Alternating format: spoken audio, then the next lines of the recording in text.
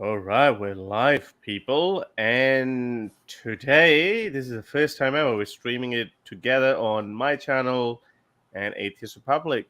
Armin Navabi's obviously the founder of Atheist Republic, and obviously very disturbing news that has just come out and has rocked the literary world, and obviously you could say one of the classic ex-Muslims who never really adopted the title because he's one of the OGs, or Ibn Waraq himself, and then obviously later on the term was coined ex-Muslim by Mariam Namazi and her friend Mina Hadid, I think it was.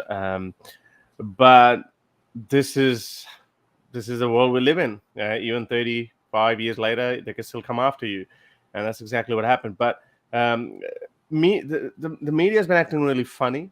I looked at CNN's headline yesterday was author Salman Rushdie apparently stabbed. I was like, apparently, and this I'm not saying straight away. I'm saying like hours after that, like where everywhere else, the news has well and truly broken everywhere. And then people they were saying motive still not known, even though ordinary social media journalists have put all the information out. They found out what his address is, what his social media profiles were of that guy, how he had photos of ayatollahs everywhere, but the media was still trying to peddle it very carefully. Fair enough.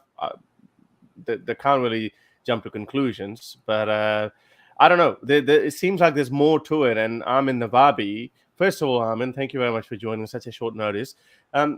What do you know? Is this? We don't even know the nationality of this guy, but just guessing by his appearance and by his name, is it safe to assume he's an Iranian? No, he doesn't seem to be Iranian, but he seems to be somebody that is loyal to the Iranian regime. Like, because I don't know if people understand, like the Velayat Faqih version of Shia Islam, it does not end with Iranian borders. They have been very successful at spreading that outside of Iranian borders. So it doesn't seem like, maybe unless something else has just recently come out, he just seems to be somebody that is loyal to the regime, loyal to the mullahs in Iran without actually being Iranian. There are a lot. By the way, there are a lot of people like that. Oh, Yeah, because we know. Yeah, because we know that they have a lot of. Iran has such a strong footprint in Syria and Jordan, um, and maybe North Africa as well in some states. Is that right? So he could be from obviously some people have been saying he's Moroccan, some saying yeah. Syrian. It's just and I think now someone's saying it could be Lebanese. No, I don't know if it's Lebanese. Yeah, I don't know. So what is it that you when you sent me a message, you said that there's something more that the media is just Well, not telling us. I mean, there's a lot of little details that is not being discussed, and I wanted to see if you want to go through them one by one, right? Yeah. So this is happening at a very. So a lot of people are putting their conspiratorial hats on, right? The tinfoil hats on, because this is happening at a very strange time, right? So recently there has been attempts at lives of different people that with the accusation of the Iranian regimes being behind it. I don't know if you saw Masih Ali-Nejad Yeah. was recently also targeted, right? Yeah. Yeah. And John Bolton was recently targeted by Oh, by a member of IRGC, right? right. And now this. So they're just happening all at the same time, and it's all connected to Iran. And this is right at the moment where the GCPOA seems to be like getting like JCPOA seemed to be on life support. The Iran's nuclear deal, it seemed to be dying out, and now all of a sudden the Europeans come with a deal, and everybody has new hope for it to come back, right? So there's a lot of conspiracy on both sides that this might be a way to make the deal not go through, right? So there's that, okay. And also there's a lot of, we could discuss the details, like what are the conspiracies and who's doing this and why. We could go, like, I'm not saying these conspiracies are true. What I'm saying is that the discussions about these conspiracies are true. Like these theories are being presented out there. I'm not pretending to know like whether or not they're true or not. Like, so all I know is that they're being discussed, right? Another thing I wanted to discuss is the history of this behind, a lot of people are not aware about some of the details, interesting details around what actually happened with the fatwa and what was the motivation behind it, because a lot of people just have this, especially a lot of people on our side, just talk about this as if was just an Islamic thing, right? Obviously, this guy was a murtad. He made fun of Muhammad. So Khomeini, being a Muslim, being a radical Muslim, he put this fatwa out. But it's not that simple, okay? It's actually a lot more interesting than that. And I actually want to challenge some. Yeah, go on. No, finish the thought, and then we'll go into the backdrop and the history of it. Okay. Also said thank you for the super chat. We will read the comment soon. So yeah, we'll keep highlighting it, and then we'll talk about it at the end. Yeah, we'll talk about it then. I don't know, like it's interesting. A lot of people who are supporting, like on the side of free speech, the free speech and supporting of Salman Rushdie, but they haven't actually, they're not very aware about the nature of what the issue is with the Satanic versus the book that Salman Rushdie wrote. And a lot of people who also hate Salman Rushdie and want to see him dead, they also are not very aware of what the book is about and what the actual issue is and what the main part of the book is that started all of this, right? Before we go into that, can we just look into it? So 1988, Salman Rushdie, I think he already had 2 or 3 novels at that point, and he decides to write a book called Satanic Verses, and he creates some characters, and then I haven't read the book. I've heard this is probably as far as literary accomplishments go, it didn't have any literary value. That's besides the point. So he creates some characters, Muhammad and around Muhammad's wives, etc., and then criticizes or whatever. And then I saw Douglas Murray reading a passage of it. I was like, okay, that's not that bad. We've done far worse now. But he was an Indian-born English language author living in the United Kingdom at that point. Why did Iran take such an exception to it and such an offense to it, and then they said, okay, we're going to put a fatwa on it? Because at that point Pakistan had General Ziaul Haq. I think he was actually just dying. So so Pakistan was going through upheaval at that point, from military General Zia to democracy. But at that point, I think, why did Iran take so much interest in it, and then the fatwa came? Why? All right, so that's very interesting, because a lot of like I'm anti-Islam, okay, but a lot of anti-Islam narratives are like just simplifying this to this being about, oh, he insulted the Prophet, they got butthurt, so obviously radical Muslims against somebody who's a murtad and attacked a Prophet, so that's where the fatwa came in, right? But it makes no sense. Like we're like is it really something like? As radical and as crazy as Khomeini and Khamenei are, they don't do things just for the sake of defending Islam, right? Like they don't just like, they're not that binary. They're like, oh, anti-Islam, attack mode, pro-Islam, this is our friend. Like it's usually there's a lot more happening behind the scenes, right? So one thing that you have to realize is that Khomeini's Islamic revolution was a lot more than an Iranian revolution. Okay, so I don't know. I want you to pay. This is important, Aris. I want you to pay attention to this. I'm listening. I'm taking notes. Okay. Oh, you're taking notes. All right. So, when the Islamic Republic, when the Islamic Revolution happened to Iran, right? The idea of Khomeini was not to make Iran an Islamic country. Okay. Khomeini saw himself not the leader of Iran. Okay. In fact, Khomeini was famously anti-nationalist, right? He didn't even like the concept of Iran, right? He had a famous quote when he was on a plane coming back to Iran after his exile, after the Shah's regime fell. A reporter asked him, "What are your feelings about going back to Iran?" And he famously said, "Nothing." Right? He hated people. The Iran, like he hated like being pro-Iran, right? He was never pro-Iran. He was always pro-Islam, and he saw himself as not as the leader of Iran. He saw himself as the leader of the Islamic world, right? Shia And Islamic world or the whole Islamic world? no, that's exactly the point, right? Not the Shia Islamic world, the Islamic world. That's how he saw himself, right? And originally it was like looking like that, like before the Islamic Revolution.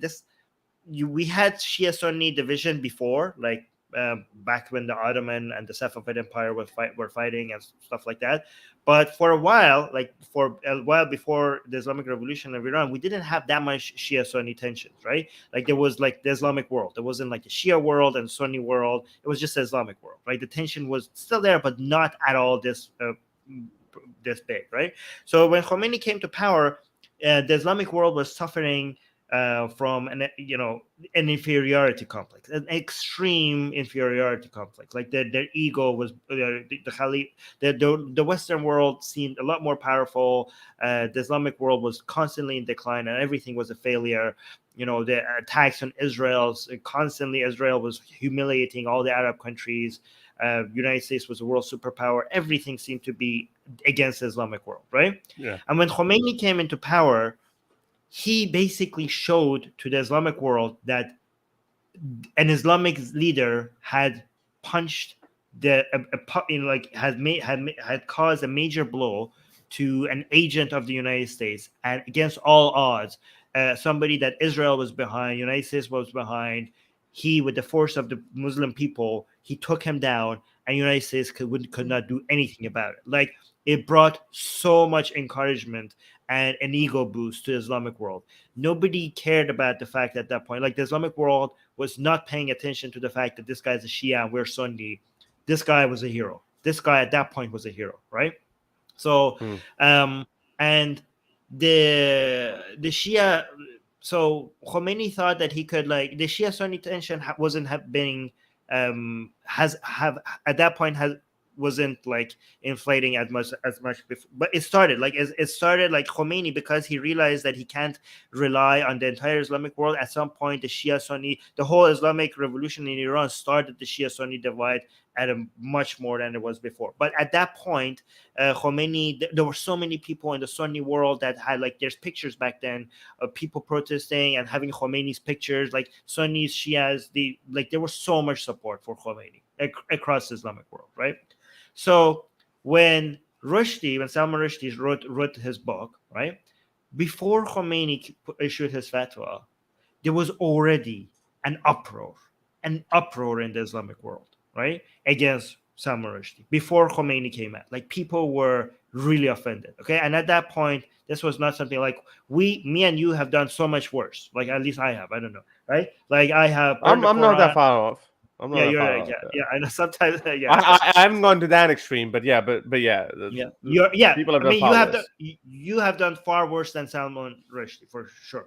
I mean, in terms of my speech, in terms of things that I've said, and the way I've mentioned Muhammad, etc. Like, that's just next level. So many people have, and we, like, none of us, like, has gotten this level of attention, because at that point this was new, okay, for somebody to write like this about Muhammad, okay. So people came out, and Khomeini needed to portray himself as the leader of the Islamic world. Right. Yeah, he needed to be relevant. This was a wave that was happening, and he couldn't just sit by and say nothing, right? So he did something that was, I think, like, I don't know, like, let me know if I'm incorrect about this, was unprecedented in the Islamic world, because, like, he issued a ruling for something outside of Islamic land, okay, without there being a war, right? So this is potentially, I mean, this is un-Islamic. Like, I don't know. I don't want to become, like, a lot of people are going to think, like, a lot of people who get their anti-Islamic content out of me, they might be disappointed to hear this, right? Because we're like, oh yeah, this is Islam, right? But this is technically un-Islamic, right? They've heard Ali Dawah say it all the time, like, oh, only in an Islamic state you can do that. Yes. So Britain is not an Islamic state, Yes, so you can't. So first of all, if somebody is a murtad, or somebody is, like, blaspheming against Muhammad, okay, even based on Islamic standards, you need to have a judge. You need to have a hearing, right? You can't just condemn somebody from across just like that, willy-nilly, and issue a commandment for their like a command for their execution. Like that's not like, even by Islamic standards, this is not how anything works, right? Like, I mean, I'm anti-Islam. The fact that you could even issue an execution of somebody just for blaspheming Muhammad is like backward. But based on Islamic standards, this is still backward, even based on Islamic standards. Like there needs to be a proper hearing of people, and that you can only do that if it's happening within your territory, right? So this is like this was also unprecedented, because it was not just happening. It wasn't just an issuance of a fatwa based on from a marja or from an Islamic leader. It was from a political leader. I mean, even to this day, do you have an example of an Islamic leader issuing any form of commandment for somebody that is outside of Islamic land? Like, we don't have any record of that. We don't even get classical fatwas against blasphemers inside the Muslim world either. I mean, they go through the judge and the whatever, like we see these blasphemy cases all the time in countries like Pakistan and even other Muslim countries as well. So we don't actually see fatwas. This is why I always wondered, because for a very long time I thought Salman Rushdie himself was Iranian. That's why Iran issued a fatwa. But then obviously later on I realized that he wasn't. He had nothing to do with Iran. He was born in India, and he migrated to the UK. And okay, that actually makes sense, because he wanted to appear like a strong man of the Muslim world. And issuing a fatwa like that, also because at that point in 1989, Iran was still segregated by the international community, and that's why they couldn't, had probably nothing to lose. I mean, he is Iranian. Like I thought he has a citizenship of Iran. No, he didn't doesn't. he some or residentship? No. Because he got a reward from Khamenei when he was president. No. Yeah, Salman Rushdie was in Iran before he wrote the Satanic verses. He got a reward. He got like a gift from Khamenei, the current supreme leader. Gave Salman Rushdie a prize for being when Khamenei was the president, for being a great writer. Really? Yeah, well, I mean, look. I didn't know that. Are you sure? I definitely didn't know that part. No. Let me look it up. Maybe I'm a Khamenei prize. Is that like the Salman Rushdie? Okay, I don't know. Okay, so this is all. I don't know how to look for this, because it's like covered. Anyway, it doesn't matter. Okay. Yeah. Okay. So fast forward. So Salman Rushdie, we know after that, lived in the UK for a very long time under heavy security. He was given security by the UK state. He was also given the title of Sir not so long ago. He was knighted by the Queen.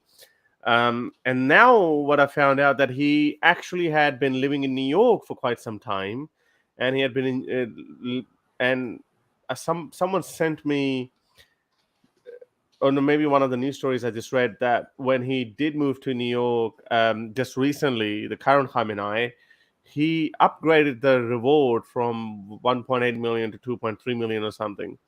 And then to which he just brushed it off. He said, wow, these are just, nobody cares what the Iranian regime is saying. So it kind of looked like as if he had dropped the guard, or he might have just become too complacent. And the security initial reports came out, and they said wherever this event was held, they only checked the tickets. There was no security. They didn't check people's bags. And security might have been, but after that, obviously, maybe they're covering themselves from any potential lawsuit, and they're not actually commenting on that. They're saying we'll find out eventually about the state of security. So he moved to Iran. Now he moved to New York. He's been living there. What happened? What exactly do you know? Besides the fact that, Masih Ali-Nejad, she was attempted to be abducted outside her New York home last year, and that was definitely a state-sanctioned hit, because that was they wanted to kidnap her and take her back to Iran. I mean, this is like next level. This is even more brazen than Jamal Khashoggi thing.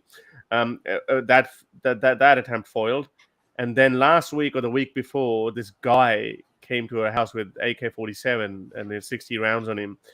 But he looked like a lone warrior as well. Like that didn't look like Lone warrior? How could you be a lone warrior? Like, we don't have lone warriors going after Masih al-Najjar. Like, why would a lone he could hate like her.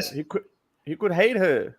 For what? Masih al-Najjar is anti-Iranian regime. She's not like anti-Islam. So it must be like and this guy was like not even Iranian. So why would a non-Iranian person hate Masih al-Najjar so much that he would want to go after her? She does talk about hijab though.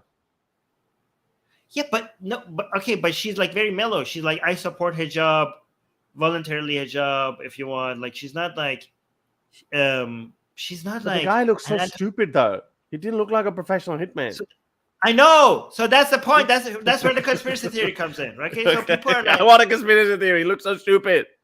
So the conspiracy theory, which one do you want to hear? The one that says that Iran is behind this, or the one that America is behind this? Which one do you want to hear first? Okay, the one America's behind first. Okay, so and the America one is the Americans want the deal, the JCPOA, not to go through. Some Americans, right?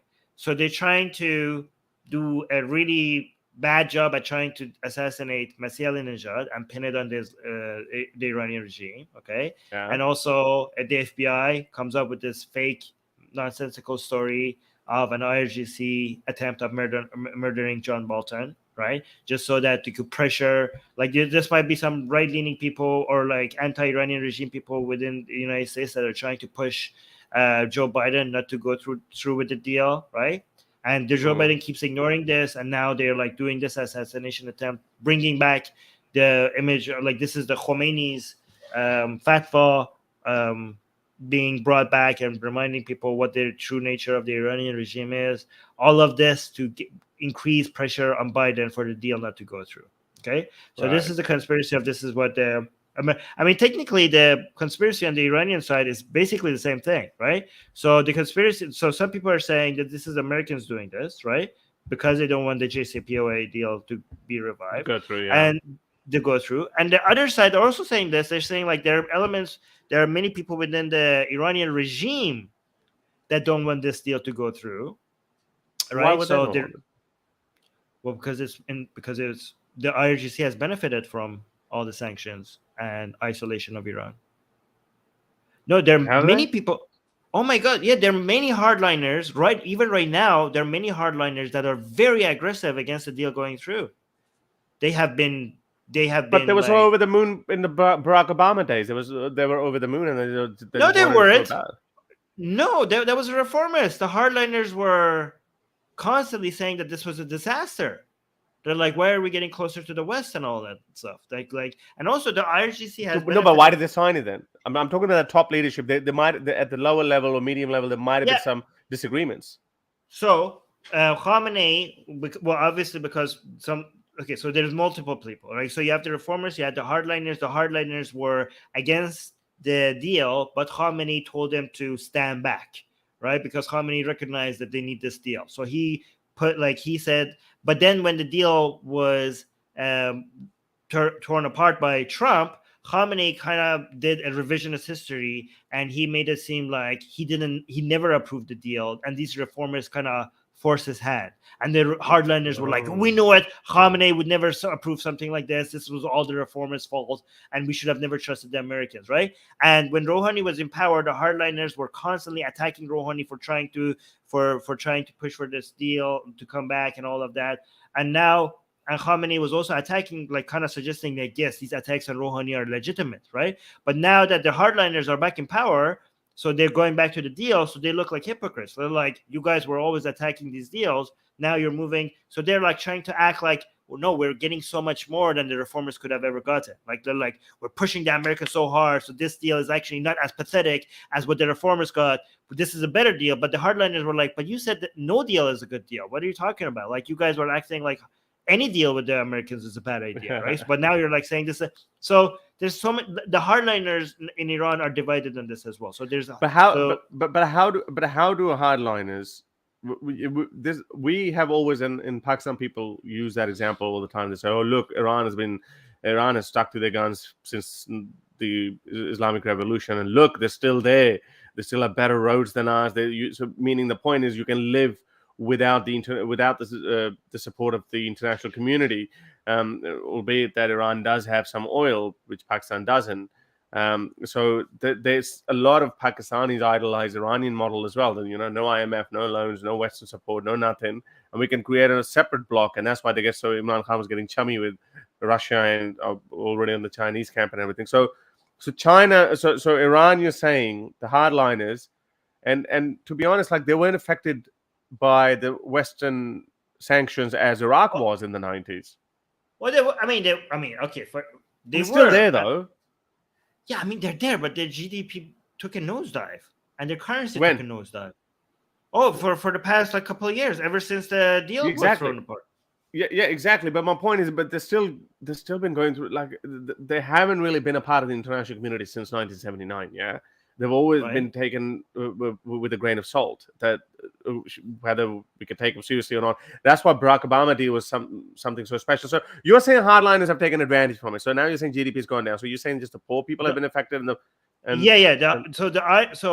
people in Iran have been suffering, but there's certain section within the Iranian regimes that have benefited, even though the people have been suffering because of the deal not going through.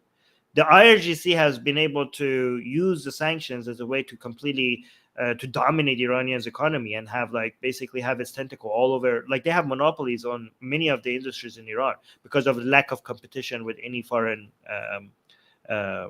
major companies, right? So the IRGC used to be just like a military, like part of the main one of the main two armed forces in Iran. It was the IRGC, but the IRGC is now not just an armed force, not just the armed forces. It's just like an entire industry. It's an entire their estimates that it owns between 1/3 to 2/3 of Iran's economy is completely controlled by the IRGC. So they're way, way, way more than just the armed forces in Iran, right? They are the most powerful. Like a lot of people think that the most powerful element within the Iranian regime is Khamenei. It's not. It's IRGC, right? IRGC is now the kingmaker. Like the next supreme leader has to be approved by Khamenei, by the IRGC. Everything is Iranian. It seems like we're going through a transition from Iran regimes to turning from a theocracy to what is it called when you have a dictator, when the military rules controls everything. Authoritarianism. I forgot what it's called. Like kleptocracy. When a military, I don't know what it's called. A military dictatorship. Dictatorship. So basically the autocratic.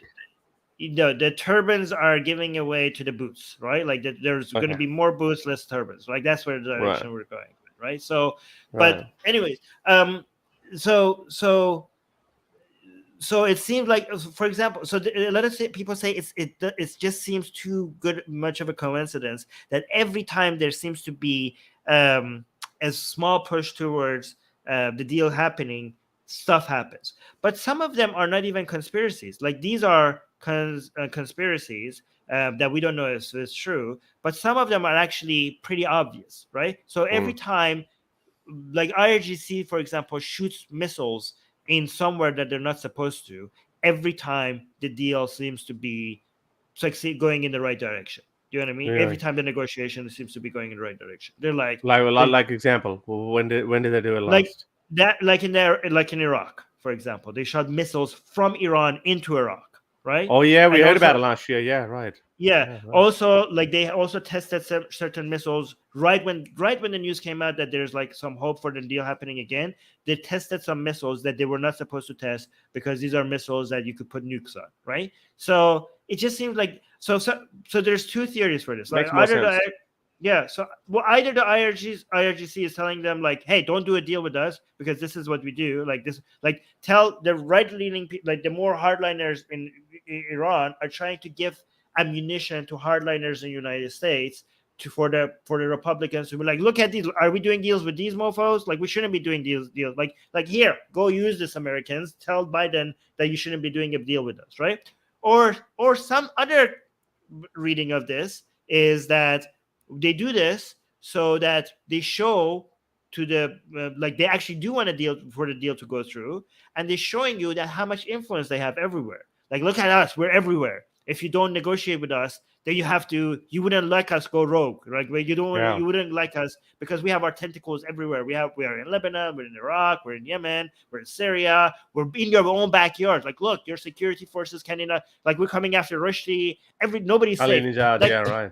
Yeah, we're coming after Ali Najad. Like, Iranian Twitter, like pro-Iranian regime's Twitter accounts were filled with people saying like, hey, if we could reach Rushdie, we could obviously reach Trump as well. Like, that's what they're like celebrating this as well, right? So they're like, some people are saying this is them trying to show, like, if you don't do a deal with us, we could come after anybody here. We could come after Bolton. Or if you do deal with us. Or if you do deal No, with I'm saying there's two sides to the right, ways okay. that people, So you can interpret it whichever way you want. whichever you want. Like, that's an unfalsifiable theory, though. I know. I'm not saying which one. I'm not saying which one is true. I'm just giving you all the. I'm just here to report what everybody's saying. Yeah. I think it makes sense either way. Yeah. So it does make sense either way. I would definitely rule out the American one because if there would be elements within the United States that don't want the deal to go through, they don't have to resort to these stupid levels. They just don't have to. So, I mean, I know people say CIA, dirty business, blah blah blah. Come on, get out of here. They don't really have to do this. But that's some of the early photos that came out of the stage where I'm actually so angry that there was actually no security. Before you go into that, let's just go through some of the super chats that have come through. Sid Davis saying, I'm feeling that unfortunately Nupur Sharma and her family may meet the same fate. Two-faced liberals of India won't dare support Nupur Sharma, but pretending to condemn Salman Rushdie. And obviously, they're talking about Javed Akhtar as well. I don't know how familiar you are with him, but unfortunately, it does come up because liberals always have taken this middle ground, and Javed Akhtar has publicly called himself an atheist, but he did actually, somebody quoted his piece from, I don't know, 2012 or something, where he did say that Salman Rushdie must not speak against a figure that is revered by 1 billion people or something like that. So obviously these kind of quotes come back and they bite them. I'm worried Nupur Sharma is probably going to live the rest of her life under those circumstances as well. You've been following Nupur Sharma's case, Armin, but what do you have to say on that? I mean, what do you mean by support? Because I don't support Nupur Sharma. I support her right to say what she did, and I will support her against any threats against her. No, I said you've been following her. Oh, yeah, but you said following her. No. You said, what do you think? So I'm just saying what you think. Oh, right. No, I thought you said that. What do you mean by support? I thought you said that. I said that you support her. No, but no. You didn't say that. I'm responding to Sid. Oh, sorry. Okay. I'm responding to yeah. So because I'm a liberal, right? So I'm responding to what Sid's saying. Like she is a bigot. Isn't she a bigot? I think she's a bigot. Difficult to say, really. I mean, she's definitely a Hindutva person, but there you go. She's a bigot then. That makes her a bigot. Not every Hindutva is a bigot. I know. I'm kidding. I know. I have Hindutva fan. No, but I will support her. You know Hindutva more than I do now. Yeah, no, I have Hindutva who actually support us. We have Hindutva who donate to us. So I'm kidding. Okay. So no. So it depends on what you mean by support. If you mean I support her against the threats that she's facing, against her right to say what she wants, then I support her. But I don't support her. Yeah, I think that's what he meant, because in that context is because all the hell that's broken loose on her is because what she said. So obviously in that context we have to say we support what she said, her right to say it, and we actually agree with that too. Muhammad did fly to heaven on a winged donkey. What kind of bollocks is that? But I don't know if she should have said that as a representative. I say that as a rep. It's not a good. See, this is a massive. It's anti-secular. Like, if she was an activist, then sure, good to go. But like, if you're saying that as a spokesperson, as a political party, then for you to say that within the capacity of being a spokesperson of a political party is kind of anti-secular for the government to take that position. How would you have said, or how would you? We on one hand we demand our politicians to be honest and to actually tell the truth how they feel or whatever. Like this is what we say on one hand. Not Imagine about if she said it. religion. No, why not? Imagine if she said it like this. Because it's anti-secular. No, anti-secular mean not getting involved in the actual policies or whatever. But as she could say, I'm not saying, I'm definitely saying it's a bad idea to get involved. But my point is, how about if she had said it like this? Okay, you're making fun of the Hindu fountain, Hindu shivling or whatever. To me, Hindu shivling is also nonsense just as much as Muhammad's flying donkey is a nonsense. I, as a government person, so then she's done the same thing, but she would have done a balancing act. I bet you a lot of people would have said, yeah, you know what, fair enough. I think she should have just said, like, I am now speaking as an individual and not as if my... that would have made it. As if that would have made a freaking difference. It would have made... It would have made a difference to... It would have made a difference to these, like, to a whole bunch of, like, people who got offended, but it would have made a difference to me. To me, right? Yeah. So here's a point. So you're basically also getting offended because she's single. You think that she also is a Hindutva, a person like who would not dare question her Hindu mythologies, but she's singling out Muhammad's or Islamic mythology. No, it's fine. You can single out any religion you want. Okay. I just think like as a government, maybe even if she said that, it wouldn't make any sense. I just think like governments should like attacking Hinduism, attacking Islam, attacking Christianity, leave that to the activists. If you're a government official, stay out of it. It's a good advice though. I said it too a long time ago. Don't support it. Don't support any religion. I think you shouldn't even support it either. Like if she came out and said like, "Oh, I love Islam," I have a problem with her supporting, endorsing Islam or being against Islam as a government official. You know what I mean? I think she shouldn't. I think she should keep. She shouldn't lie. She should just keep her opinions to herself, maybe until she leaves her position as a spokesperson. So, would you say Emmanuel Macron, when he showed Muhammad's cartoons on government buildings, that was also wrong? Who? Emmanuel Macron, French president, when he showed the Muhammad's cartoons on government buildings. Government buildings, yeah. I think in the way. No, in the way he did that. It was on buildings. It wasn't on government buildings. No, they were government buildings. Okay, I would suggest not doing it on government buildings. Do it on private buildings. I would suggest. No, but as the government. Yeah, the government of France. I think the government shouldn't do that. I think they should let private citizens make fun of Muhammad. I think government should stay out of religious affairs. Yeah, this is what I said as well at that point. But I'm saying, if you want to do it, is it actually wrong? It's advisable not to do it, but is it actually wrong though? I think we can't actually say that it's actually wrong. It's wrong if you're pro-secularism. Well, no, but it's because if they can take a position against a religion, then you're endorsing taking a position for religion as well. Like we would be hypocrites. We would if the government takes a position against religion, and I like anti-religion, okay, and we like endorse it, like, ooh, good, anti-religion, then we would be hypocrites. Then we wouldn't be able to say, like, we wouldn't be able to comment when they say something that is pro-religion. Then we are not in a position to come and say like, stay out of religion. So basically, Emmanuel Macron, what he did was wrong in the wake of Samuel. I think he should just focus on talking about being pro free speech, being pro women's right, allowing the citizens to criticize religion if they want, okay? Right. Without him getting involved in criticizing religion. He should have just like supported the people who are criticizing religion and say like they have every right to do that and we will protect them to do that. But he himself should not be the one who's criticizing religion or endorsing it. He shouldn't say a single word in praise of any religion or against it. He should just create an environment where people can praise or attack religion as they wish. I get that, but again, it's a problem in terms of honesty. Let's get it. Okay. You don't have to be dishonest. You don't have to be dishonest. You just have to hold. You can't hold your thoughts. Yeah. Yeah, you don't like as a politician. You're not required to say everything that comes on your mind. Obviously, there are things that are true, but you shouldn't be saying as a politician. But wouldn't you say that if somebody asks the president, "Hey, what's your religion? What do you believe? Do you believe the Jesus story to be true?" If he says, "No, I don't believe it to be true," then you would say that, "Why? Hang on, he's taking a position."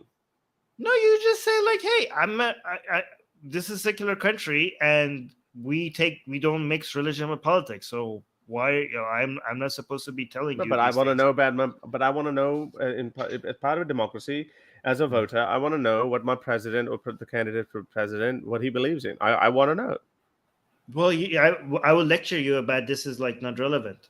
I will tell you that this is not relevant. I will start lecturing you that. Yeah. I mean, All right, you're not you know. running for any presidency soon, then. Good luck. I mean, there are clever ways of doing that. There are I clever get ways it. of doing it. I get it. You But my could point is, like I don't think. here's how you could do it as a politician. You could start lecturing people about how great of a country this is, that is secular, that it doesn't matter if you're a Muslim or a Christian or an atheist, and what matters is how you serve the people. Like you could like grandstand. You see that would be a politician thing to do.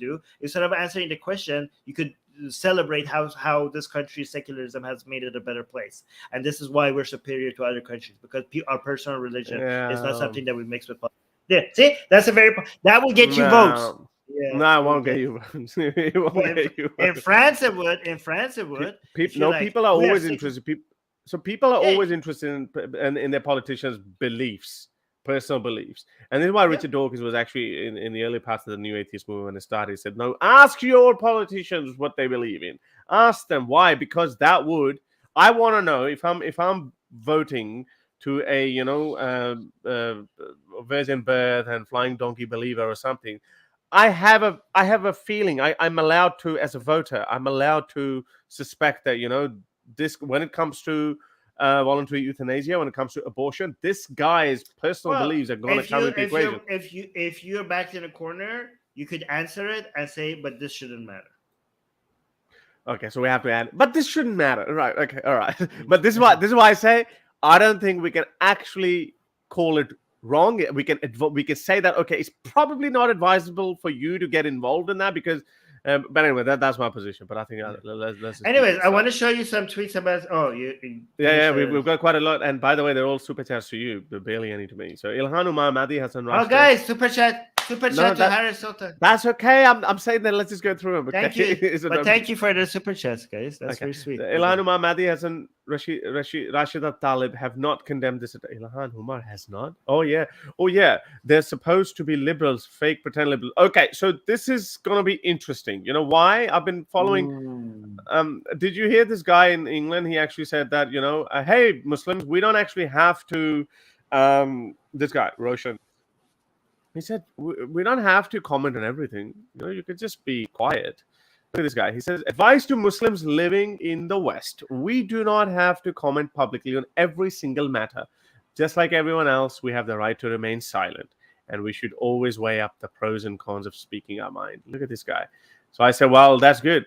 You can stay quiet all you want, but that helps. Okay, I'm just going to say, prove our point that you are indeed supportive of extrajudicial killings.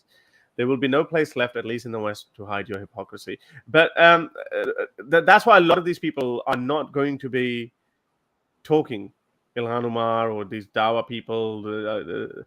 That I would say you're not fooling anyone. Yes, fair enough. You're strategically being quiet, but you're not fooling anyone. And we're gonna blow the trumpets of your. That's an acknowledgement that they like. That's the acknowledgement that they like it. Yeah. He knows.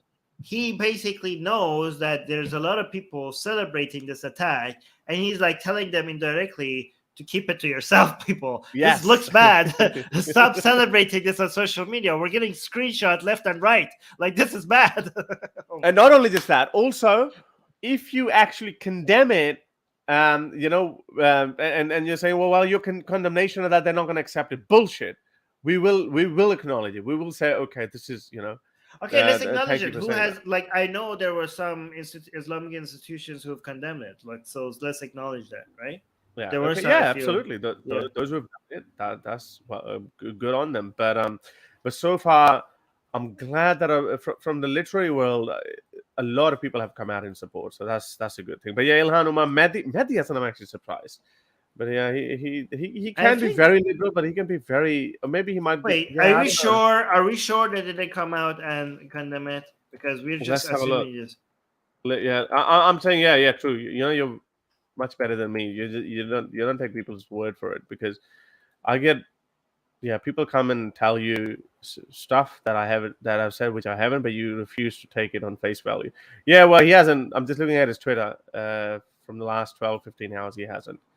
Okay, well, let's give him a little bit more time. A little bit more time. Yeah, let's see. Okay. Yeah. Rai saying, why does Muhammad make rules up sometimes without consulting Allah, for, i.e., coloring beard and standing up during Mayyit, the funeral prayers, etc., to be different from Jews? Yeah, he that just goes on to show that he's just making up rules as he goes along. It's the Islam is a creation of. How do you know he didn't consult Allah? Yeah, because you know there's hadith. Yeah, there's this hadith. So I've got a whole folder of. I think it is called that some revelations come through Jibreel and some revelation come directly to him as well, and not every revelation has to end up in the Quran. But you know these ones, yeah. This could have been a revelation. Yeah, but that's their claim, and I'm not taking that on face value. Yeah, so I'm applying my critical sense on it. So you know the blind man jihad one, yeah.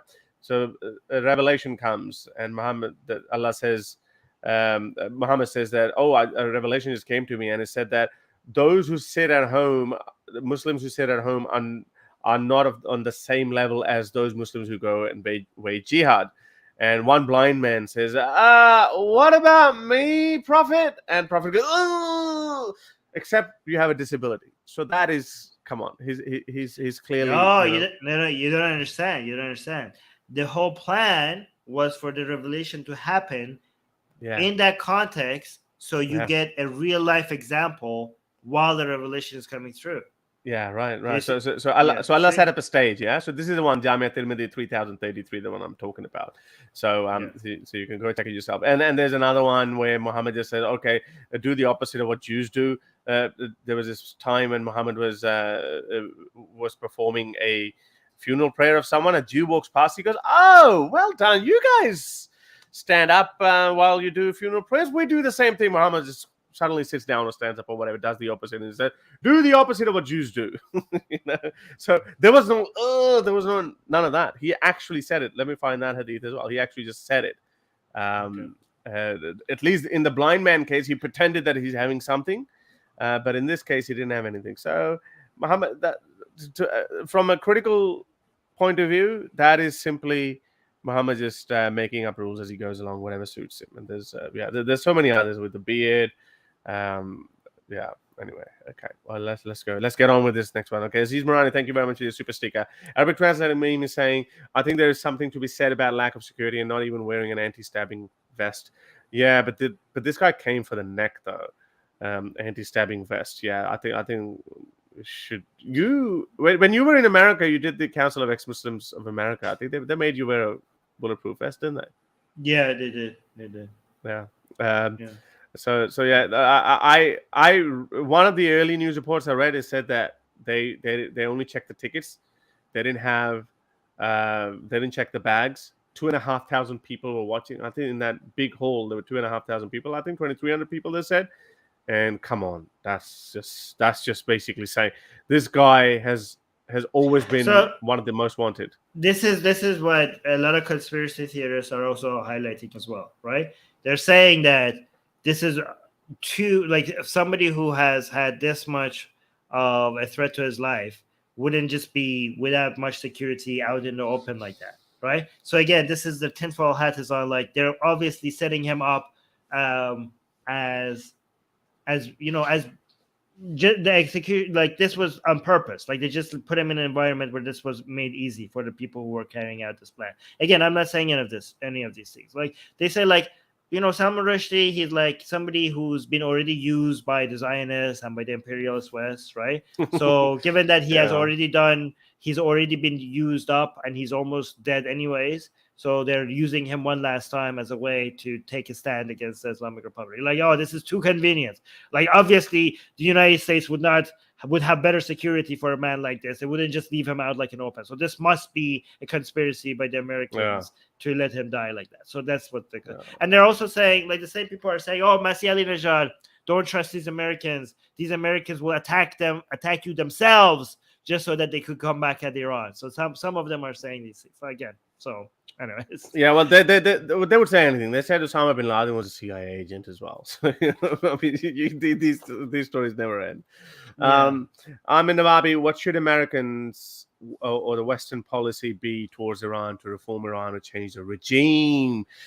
You know, like a lot of people say America should have non-interventionist policy. I mean, I'm one of the I just I don't know. I can't see it. I think I'm a big believer of for evil to flourish, good men have to stand idle. Kind of a worldview. It doesn't mean America is perfect, but I just can't put my faith on these countries. But anyway, what are your thoughts? Yeah, well, I mean, you not doing, being against regime change doesn't mean that you're in favor of doing nothing. I mean, regime change doesn't seem to work, right? Like regime eventually change does. doesn't fail. Wait, no, it doesn't. Iraq, Iraq is still suffering. Like the number of people the amount of suffering that the Iraq has, the Iraq invasion has caused is worth nothing is worth that much misery. The amount of people who've died. The amount of people who've died because of the attempted regime change in Iraq has been astronomically higher than all the people Saddam is responsible for killing. So, as evil as Saddam was, this was a much greater evil. Yeah, right? But I get that, but it's hard to. I mean, you're a massive fan of Steven Pinker's book. I think you have that, Better Angels of Our Nature or something, about tomorrow. I look at it, and obviously the numbers are just. There's a massive disagreement on the numbers. I think we're just going to go somewhere else. I think if you want to do things, do it like assassination, espionage. Oh yeah.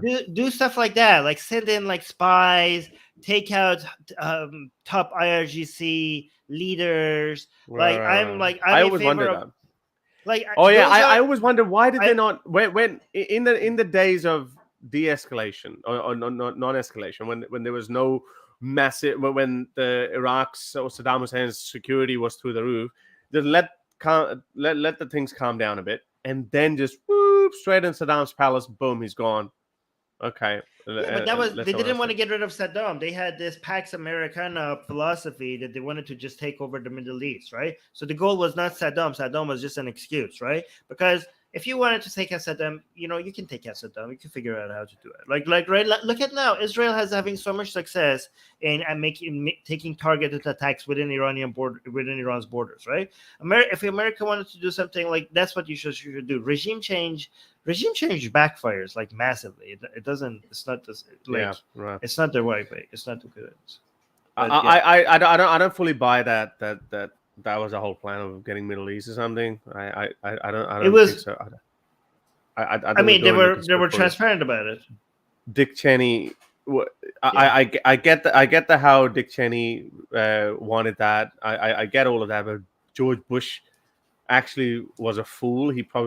There's a Bush actually had no idea, and that's why he actually threw him under the bus later on.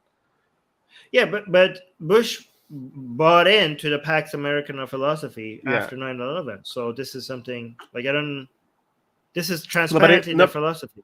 No, but he didn't go in with that. He actually bought into the idea by Dick Cheney that there are weapons of mass destruction philosophy. Yeah, but the whole axis of evil speech was the philosophy of anybody who doesn't bend to the whole American policing the world narrative should be crushed. Like that is Pax Americana to the Mac. Like that's like basically Pax Americana. So Bush was but that's not same as saying that America wanted the whole Middle East for itself. No, wanted to not to own the Middle East, but basically crush any kind of force within the world that is not bending the knee to American hegemony. That was the philosophy. Not that we're going to own this place. Not like that. Or the other way of saying it, okay, these countries are a threat to the free world.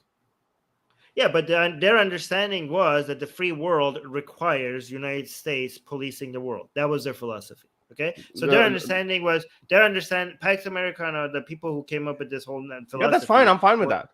Yeah. Okay. So I'm not judging it. I'm just saying that was the philosophy. Yeah. No. But initially, I thought that there was a bit of a conspiratorial angle that America has a secret plan of just not a secret plan. No, I'm not talking about a secret plan. I'm not talking about conspiratorial. No, I'm saying sounded like that. Okay. They have a transparently, openly communicated plan Yeah, that yeah. is best for the I'm all world for that. if we're ahead of everybody. Yeah. So, I'm all for but that. No. I'm We're not ahead for. of everyone. No, I know you're not disagreeing with that. I'm just trying to well, make I am actually. my view I clear. am. Okay, my view is that the world liberal order requires more a partnership. Okay, I don't want United States to be the world's police. Okay, I want European countries, I want Japan, I want South Korea, I want Australia, I want them to become relatively more powerful, so the American taxpayer is not giving the burden to policing the entire world. Right. So this idea of United States being far away from every other country and everybody and it being the sole police of the world, I think that's unsustainable. But it And it's doesn't even work not that fair way, to. though. No, Yeah, I know. I'll That's tell why you I'm why. against it. No. I'm saying it is actually not like that because Europe and America has been begging Germany to, and after this Ukrainian war, they've actually increased the military budget.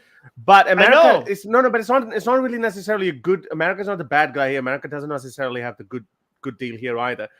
Australia, New Zealand, Japan, and a lot of European countries, we actually rely heavily on America, and it just happens to be that our interests actually match with the American interests as well. Okay, so nothing we actually say, yeah. So nothing you're saying is, yeah. I'm saying what you're saying. It doesn't contradict what I'm saying. I'm saying right now, like it's better, okay, if this responsibility of maintaining the world order becomes a shared responsibility. Okay, this philosophy that and actually, like the Biden administration and Obama's administration agrees with what I am saying. Okay, they wanted. Even Trump said that. Yeah, I mean, well, no, Trump was an isolationist. Trump wanted to be like America first and screw everybody else. Biden and Obama are like, Biden and America are like, let's work together. Like, let's not make America, like, it's not fair to Americans to make the world peace dependent on only American, it's good. It's better for America if Germany is stronger. It's better for America if Japan is stronger. But Pax Americana wanted United States to be so far ahead from every other country that American dominance over the world order becomes permanent. That's what their goal was. That is unsustainable, and that's unfair to everybody, including Americans, right? And Joe Biden. No, I don't think with Pax Americana that was like it was like, okay, we're even not going to care about Europe or the West in general either. I think it was the West just wasn't interested in that. So America was like, okay, well, you know what? If we see threat to the civilized world from Iraq or Iran, we're going to go after you whether you come with us or not. And that was just the need of the hour at that time. If the other European powers were not interested, well, America could not wait on for them. But anyway, the weapons of mass destruction was a bad idea. But anyway, so what should American Western policy be towards Iran to reform Iran? Just a quick one-liner. Well, I think that United States needs to continue, like, support Israel's operations within Iranian borders, and I think they're doing that. Okay, and I think, like, I understand that a lot of the things that we want United States to do when it comes to pressuring Iran is not sustainable economically right now, because Iran has too much influence over the Middle East, which is not just a heavily gas and oil rich region, but it's also somewhere where a lot of economic corridors are placed and a lot of trade routes go through. So a lot of people criticize Biden's administration for not being anti-Iranian enough, but they are unaware of the economical and geopolitical hardships that the Iranian regime could cause the world. And it's not that easy. Regime change is not an option, and being completely anti-Iranian regime is not politically sound. So it's not as easy as you think, like, oh, just be anti-Iranian regime. There are many, many external factors, and all of them have to be considered. And it's a delicate balance that you have to play. And I think the Biden administration is actually doing a very good job with it. So, or assassination out of picture, like the Soleimani guy that they assassinated. Obviously, that didn't achieve anything. No, I think I think Qasem Soleimani's assassination is one of the few things that the Trump administration did right.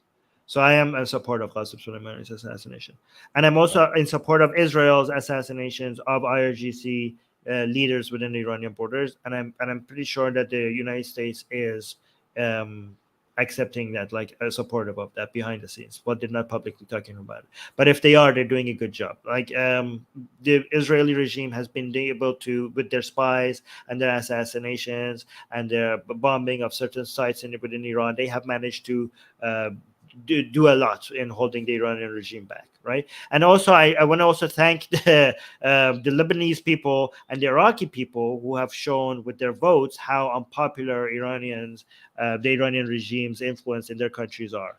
Even though, unfortunately, their votes are being ignored, they have made it very apparent that just because people are Shia, that doesn't mean they welcome Iranian regime's influence in their country. Yeah. All right. Rai saying IRGC is a schoolgirl compared to Pakistan Army. Okay, we're not going to use that schoolgirl term. It's not correct. What's wrong with the? First of all, Schoolgirl. what do you have a problem with schoolgirls? I don't know. Like this is an insult to schoolgirls. Okay, you're comparing them to IRGC. Like I don't accept this. So use gender neutral terms, please. Say IRGC is a baby compared to Pakistan Army, if you have to do it.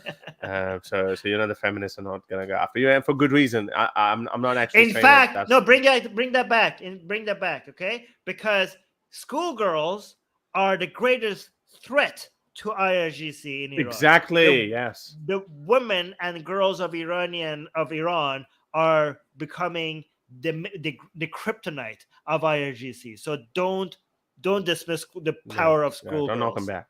And as Beyonce said, who rule the world? The girls. Rising, Nupur Sharma is in trouble because of IRGC fake trolls hating India because of closeness to Israel. Nupur Sharma is in trouble because of IRGC's fake trolls are hating on India because of closeness to Israel.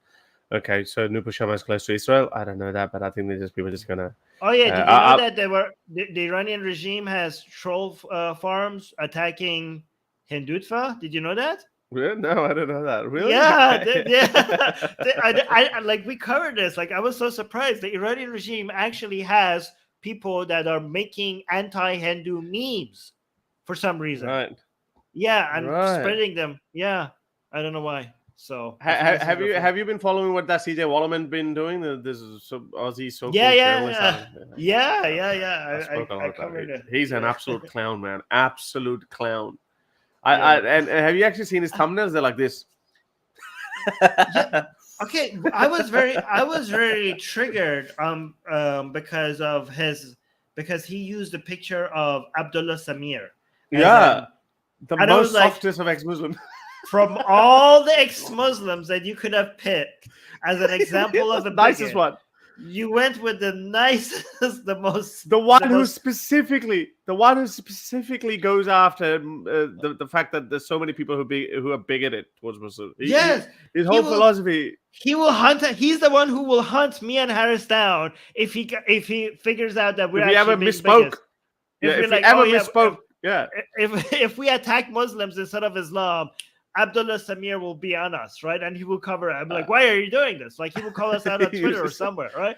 And I think he went after him. No, I think he went after him because he just thought because he's a nice guy, soft guy, just using him. And he was responding. I made some tweets about him, and he was responding to Ali Malik. And some of my tweets got really good engagement, and he did not respond to a single one of them. He reported one of them, and he must have reported all of them, but one of them actually hit, so that got deleted. But yeah, that guy is an absolute clown. And again, these guys, they don't say anything. He actually retweeted someone's comment where some Muslim guy was saying, "Oh, look, all the liberals are quoting Salman Rushdie. Why don't they quote Malcolm X and some other, Eastern thinkers or whatever, or non-white thinkers or something?" So I was like, he just retweeted that. I was like, that's the best you have to say when a guy has been stabbed, especially a couple of days after when you said ex-Muslims are threatening Muslim lives. Anyway, David the Goliath is saying, if anything happens to Nupur, there would be serious violence against Muslims in India. People are unfortunately not going to take them. I think whether something happens or not, it's going in that direction anyway, and it's a terrible direction. And we can't make excuses for it, and we can't legitimize it. We can't say, "Oh well, every action has an equal and opposite reaction." We can't endorse. You know that. what? But, yeah. A lot of Muslims wouldn't mind seeing attacks on Muslims. Like they would want an escalation of violence. Like, so a lot of people think like, "Oh, you Muslims, you don't want us to attack you." Like, actually, some of them really would like that. A lot of higher up people want that. The higher up, a lot of higher up Muslim radicals. Okay, not all of them, right? They would want the Hindus to come after, because this is how you This is how you get rile more up people joining them. Yeah. You get, that's how This is how you join them, this is unite how you them under one flag. This is how you radicalize the moderates, and you will add to their group. So yeah, and Yeah. it works both ways. Centrist, Sanjay ever gave you a death threat for eating beef? Not Sanjay, but Tufel Chaturvedi did. Centrist. You gotcha. Tufel Chaturvedi did say that to me and Khalid, that if you eat beef, we'll get you too. And my resources can even go as far as Australia. That's what he said.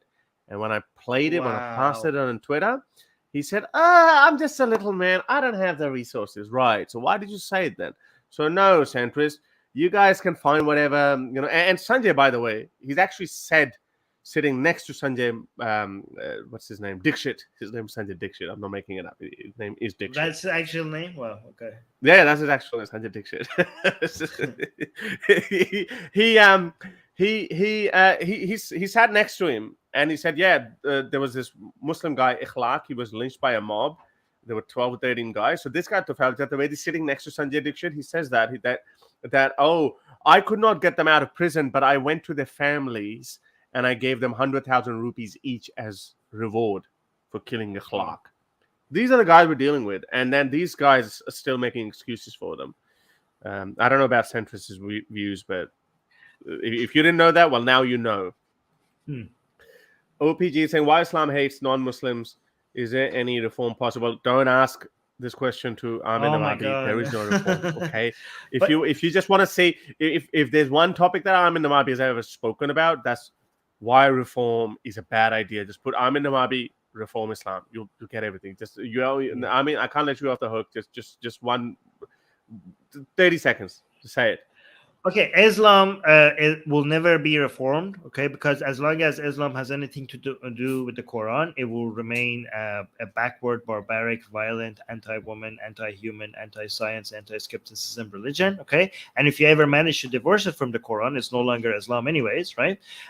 However, even though Islam cannot be reformed, Muslims can be reformed, okay? Because Muslims are reformed by being less Islamic. Okay, so Muslim and don't look at everything as a binary Muslim, non-Muslim. Okay, there's a whole bunch of shades in between. Okay, there are Muslims who take Islam seriously. There are Muslims who don't take Islam seriously. The less Islam has an influence in a Muslim person's life, the more reformed that Muslim is. So as Islam can never be changed, Islam will always be an element of evil. But Muslims, just like Christians are better than Christianity, just like Hindus are better than Hinduism, and just like Jews are better than Judaism, most Muslims are better than Islam, and Muslims can reform, and they do all the time. Yeah. All right. Good. Sid Dave, and you can watch probably hours upon hours of further, drilling into that topic by Armin Navabi if you just Google that or YouTube that. Extremist Muslims align themselves with the left of the country. They vote for the left in India, US, UK, Canada. One can easily see their hypocrisy. I think Imam that's not true. Imam Tahidi popularized that idea where he said that if you ever want to see where the extremists are voting, do the opposite. And at that point, obviously, a lot of people were going for Hillary, and people were saying that, okay, vote for Trump. But it's I don't know. We can say that it's entirely true. We do see, yeah. There are a lot of actually the most extremist Muslims call out Muslims in America for aligning themselves with leftists. So the actual hardliners, some of the hardliners, again, what about Muslim Brotherhood? No, I'm just saying you cannot generalize this. There are examples of moderate Muslims aligning themselves with leftists. There are examples of hardline Muslims aligning themselves with leftists. There are examples of really hardline Muslims being extremely anti-leftist and calling out other Muslims for being close to leftists, right? There are some even Muslims that, because they're right-leaning, see themselves closer to Republicans and see themselves closer to right-leaning people. Okay, and there are a lot of Muslims who think like left and right doesn't make any sense. There's only one way, which is the Islamic way, and everything else is shirky. Okay, so I had a theory on that, and I think it's come true now. So what I said, I always called it an unholy alliance, and obviously not everyone, but there's a major misconception in people. They say if a hijabi is running for a seat in the Senate or the Assembly or Parliament or whatever, on a leftist party's ticket, then people automatically think, oh, she wears a hijab, therefore she's an Islamist. Now, there are some question mark shady characters like Ilhan Omar. But for example, Australia just elected its first hijabi senator on Labour Party's ticket, which is a left-leaning party, which is a party of the left. And they align with Greens, and Greens are far left. So people think that, oh, because she wears a hijab, therefore she must be an Islamist. That's not true. However, I always called it but people like Ilhan Omar, let's just say, she had links with Qatar, and there were a lot of question marks that we just couldn't make sense out of. But I always called it unholy alliance. Why? Because there would always come a point when these Muslims, politicians or activists, etc., they will have to make a choice between either the Islamic LGBTQ or anti-LGBTQ position that comes out of Islam. So there would always be a point. You cannot navigate, you cannot live your entire career through that without addressing the LGBTQ issue or issues like blasphemy or apostasy, because we keep throwing that in their faces, and people ask them these questions. So what happened? Mehdi Hassan interviewed Linda Sarsour and Yasir Qadhi. What happened? Yasir Qadhi said, well, politically, I agree with those people who say that, we should recognize homosexual marriages, but religiously, I don't. It's like, what does that mean?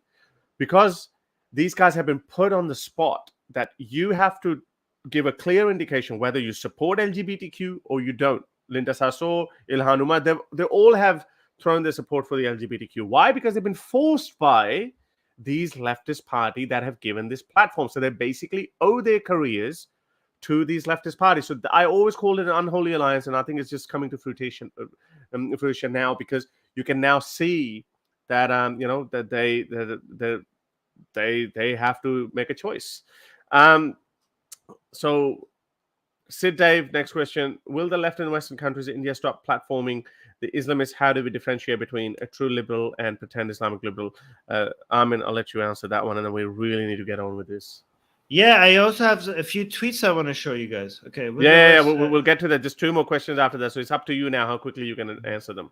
Okay. Will the left in Western countries, India, stop platforming the Islamists? How do we differentiate between the true liberal and pretend Islamic liberal? I mean, it's obvious. Anybody who's okay. Short answer: anybody who is endorsing any form of religion is not a liberal. There you go. Yeah, but he's saying that. But he's saying that should the left in these Western countries and India, should they stop or should they start deplatforming Islamists? Like, just any Islamist who comes in and says, oh, Islam is a religion of peace, and and we know what their views are. Should we start deplatforming them? No, should the left start deplatforming?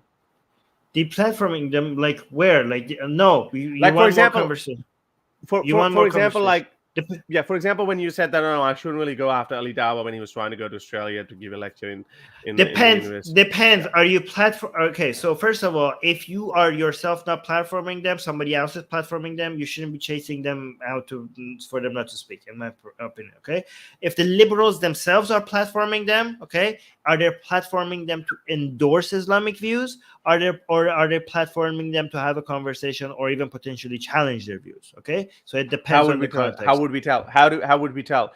So let's just say Ali Dawah can just stand up there unchallenged, give a speech on why child marriages are okay, and it's a universal right to demand punishment for apostasy, etc. And he's unchallenged. So if there's a debate, fair enough. I could say, okay, I'm happy with the debate. I'm saying in that case it's okay. But if they can go and solo debate to a crowd of 500 young Muslims, for example, as what they were going to do in Australia, and the university did cancel him after that, but I think COVID came as well, so they probably didn't want to do it. But anyway, so how would we know whether they are endorsing that view or facilitating it, or they're having a meaningful conversation. I mean, our responsibility is that if we're platforming somebody, to do it responsibly and make sure there's a challenge. But if somebody else is doing it irresponsibly, I don't think it's our job to go and chase them out and be like, oh, you should like try to close them and tell them not to do it. Okay, I think so. I don't know. Okay, and all the while we still at a risk of getting deplatformed. I know you would probably say, yeah, it doesn't matter. Yeah, it doesn't matter, because why should we like copy them, everything they do? Yeah, true. Yeah, but it's a war, Armin. It's a war. Yeah. So you don't disagree with policing the world, but it shouldn't just it shouldn't just be the US. Yeah, so that's what you're saying, basically.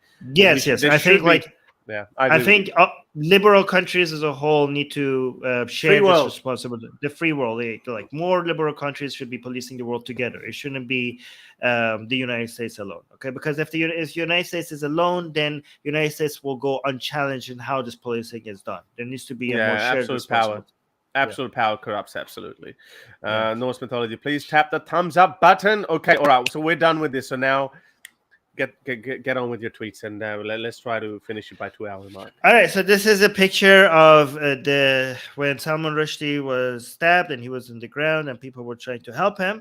And this is a tweet by Haj Haidar, and he is saying وقتی میشه سلمان رشدی رو وسط نیویورک زد حتما میشه ترامپ ملعون را هم تو همون آمریکا به درک واسه کرد. He's saying when you can hit Salman Rushdie in the middle of New York, then it's certain that you could also hit the hated Trump in the heart of America as well, and send him to basically like get him killed, right? So he's basically like, if we can do this, we should be able to get to Trump as well. For people who don't understand, who is he though? Who is this though? Who is this guy? Just like a pro-regime account. He's using one of the pictures and names of one of the Iranian generals, like officers. Or I don't know. Like, I don't know if it's a fake account or a real account, but like there's many tweets on it. I'm just highlighting a few of them. Okay. But just to understand, like a lot of people in Iran still want Trump to pay a price for killing Qasem Soleimani, right? So like they hate Trump a lot more than they hate Salman Rushdie. Like, if we can't do this, can somebody also reach Trump? Like, that's what they're saying here. Okay, so here's this, and let me see. Okay, here's another tweet by Reza Zangane. Okay, he says Salman. So they're putting a picture of Trump tapping Pompeo, and they're acting like Trump is saying this. Trump is saying, "Did you see Salman Rushdie? Let's go. You should kill yourself so that you don't die in pain, so they don't kill you painfully." Like they're basically saying, meaning they're coming after you as well. Yeah, they're coming. We're done for. We should basically kill ourselves before they come for us, right? Here's another one. Abdul Rahim Ansari is saying, saying the attack on Salman Rushdie prove. Oh yeah, how did you know that? You know the Sabit and Hamala means attack. Yeah. ثابت کرد هزینه گزاف نمیتواند that امنیت برخی چهره‌های گستاخ را همیشه تعیین می‌کند. That spending a lot of money on security will not be able to get you give you safety for a long period of time. Blasphemer would not remain safe forever. Is that گستاخ همیشه. برخی چهره‌های گستاخ را همیشه تعیین می‌کند. Yeah. So some no, Gosakh means like somebody who's like outspoken or like rebel, like somebody who's like that. Yeah, somebody like that. I don't know, daring, like a daring, like. Yeah, no, daring. In Urdu, I'm saying because we borrowed a lot of words from the Persian, but in our language, gustakh means blasphemer, like someone who's very very insulting, very outspoken, and gustakh. Yeah, or daring. Like, let me see, actually. No, that makes sense. Yeah, no. Some of your words actually have a totally different meaning in our, because when they translated over, when they transferred across to our language, it actually had a different meaning. So it did happen. Yeah, rude. Like, okay, I'm translating. I'm using the dictionary. It comes up rude. Gosakh will be rude. Okay. Yeah. Like, whether you're Salman Rushdie, whether you're Bolton or Pompeo, your safety is not secure. That's what he's saying. So this is so basically you're saying, so your theory is that basically this is not all just about Islam. It's actually about being anti-Iran. or against anyone who's the enemy of Iran. So that includes Bolton, Pompeo, and obviously the poster boy, Salman Rushdie. Yes. Like I mean, a lot of the narratives have changed. Like back when Khomeini was issuing this fatwa, it was about the Islamic world versus the imperialist world, right? The American Zionist world. Okay. Now, more of the language is like Iran hegemony versus everybody who's against Iran. Like this is kind of like more like that. It's not like because a lot of these people who used to like back in Khomeini's time, like, oh yeah, we Muslims, right? But now a lot of these it's not we Muslims anymore, because a lot of Muslims hate Iran's regime. Aggressively so. Like, so a lot of Muslims are considered to be the enemies of Iran because they're Wahhabi, or they're the elements of Saudi Arabia, or the elements of, like, I don't know. So that whole Muslim unity is gone. So this is not like Islam versus the rest of the world. This is Iran versus the rest of the world, right? And okay, so this one is saying حالا که سلمان رشدی رو زدن، پامپئو و ترامپ و بولتون از امشب باید دوبله سوبله پوشک ببندن، دیگه یه لایه جواب نمیده. He's saying since they got Salman Rushdie, Pompeo, Trump, and Bolton now have to wear 2 or 3 diapers because one layer is not every night, because one layer is not going to be enough. Yes, so that's it. Yeah. I also wanted to highlight the actual story of the book. I don't know if we have time, like something within the book that maybe people don't. While you're doing this, so since you're showing some screenshots, let me just show some tweets from our dearly beloved Pakistanis as well. So a lot of them are Pakistanis, I could tell.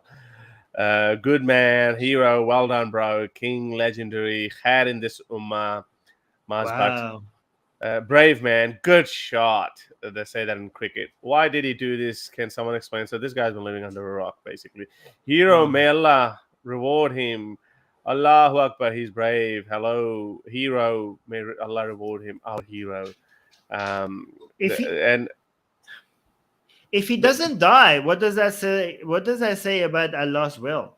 Yeah, I know. I'm so rooting for him. You know, I'm saying that I'm so rooting for him to actually, you know, come out, make it out alive, and he with his full faculties in check, and then I'll be like, you know, I actually feel a little bit guilty. Allah versus a 75-year-old man. Which one would be? Which one comes? 75. Yeah. He's already lived longer than Muhammad, so he's already had a better life than Muhammad. You know, like when the Danish cartoon guy died, a Muslim was celebrating. Oh, he died. It's like he lived a far better life. Like Allah had to wait nearly 18 years to exact his revenge. Come on. So, but with this guy, Salman Rushdie is 75. But you know, like I feel a little bit guilty because in my Urdu stream, a lot of these Muslims that come and they just challenge me and they say these little things. Oh, we're gonna get you. We're gonna get you. And I used to taunt them. I was like, Salman Rushdie has been around for 30 plus years. What have you done to him? So you know, like I kind of feel bad now that it actually did happen. But I'm rooting for him. I so want him to come out. Okay, some people are saying that he might lose one of his eyes and his liver's been punctured. But barring that eye, okay, you know, I hope, you know, even if he loses one eye and we can put a very nice shiny new eye there, but as long as he can speak and he makes full recovery, that is it. Allah 0, Rushdie 1, not Rushdie 2, because he did it back in the 80s and has been living ever since, and even now in his old age he survived. So I'm really, really rooting for him. Yeah. Okay, so I want to tell you about the story of the Satanic verses, because this is an interesting part, okay? Because everybody, okay, the Satanic verses, okay, there's the story of that someone wrote. It's about a plane crash, and these 2 guys are surviving on an island or somewhere from it, and they go through some weird experience. They go through these like magical, mysterious dreams, okay? And there are 3 dreams, okay? And there's 3 dreams with 3 stories, okay? And everybody just focuses and knows about the first one, the first story, which is the name of the book, is Satanic Verses, right? So the first story is about the first dream sequence that they go through is about Muhammad's situation with the Qurayshis, right? When Muhammad was like, the Qurayshis were like, dude, you know, the Qurayshis sounded reasonable in the story. They're like, we don't have to fight. We can get along. You worship Allah. Guess what? we will also worship Allah. Okay, we love Allah. Allah is actually our favorite God. Okay, Yeah. so we will we could get along. Allah is great. You think Allah is great. We think Allah is great. Let's all get along. Okay, we will endorse your Islam. You just don't have to attack our religion. Just accept some of our gods. You like Allah. Allah has 3 daughters, right? How about you endorse his daughters, and we could get along, okay? And Right. Muhammad was really wanted to get it. It seemed like things were not going well for Muhammad at the point, so he was sure, why not? So 2 Let me verses add came down. Yeah. So the Allah's 3 daughters were acknowledged. That's pretty cool. They're good. Allah's daughters are okay, right? Alat Manad and Aluza. Yes, exactly, right? So, and then Muhammad kind of had a change of heart. I'm okay, this is completely against what I was preaching. No. Umar said, "What the hell is this?" Umar actually protested in Sunni sources. Ibn Ishaq. So when Umar comes to know of this, he said, "What the hell? Now we have Allah. Allah has daughters, Alat Manad and Aluza, and there's another Quranic verse as well. That how dare you wish sons for yourself, but you wish daughters for Allah? So that's embarrassing as well." But anyway, so Umar said, "What the hell? We thought there's Tawheed, there's one God." So and then Muhammad's oh, and then carry on. Then he says, sorry. And then this was Gabriel just came to me and he was these are not my words. Allah did not say this. This was the devil told you. Okay, and these are the actual verses, and the verses were okay, these are, and he completely forgives Muhammad. Every single other prophet apparently has made a mistake like this, so you're cool, Muhammad. And I think that verse that came and said Muhammad, because I think there was a lot of pressure on him, because Muhammad came and said these were not the actual words of Allah, these were the words of the devil. So people were Satan. Okay, how could we actually know that what everything else you're saying is not the word of if you can't recognize if the verses that you're receiving is from Allah or from the devil himself, then technically everything you're saying to us could be from the devil, okay? But Muhammad was no, this is actually part of prophethood. All the other prophets have gone through the similar things. They have been tempted by, they have been saying wrong things at the devil. So this is you guys don't understand. Every prophet goes through this. Okay, it's not my fault. Okay, so that's what there was some replacement Quranic verses that told you this. Okay, so this was the first story, and this is hence the name of the book. And the version of the story that was mentioned in Salman Rushdie's book was what gave everybody he's talking about the prophet in a not nice way. So this is why everybody was against Salman Rushdie. Okay, but there was 3 stories. Okay, most people don't talk about the 2 other ones. Okay, because the second one is not that significant. It's something about Aisha, right? The third story is about a radical imam in the 20th century, okay? And he's kind of made fun of, it's not in a flattering way, okay? And this imam is only referred to as the imam, okay? But anybody that's where the problem comes.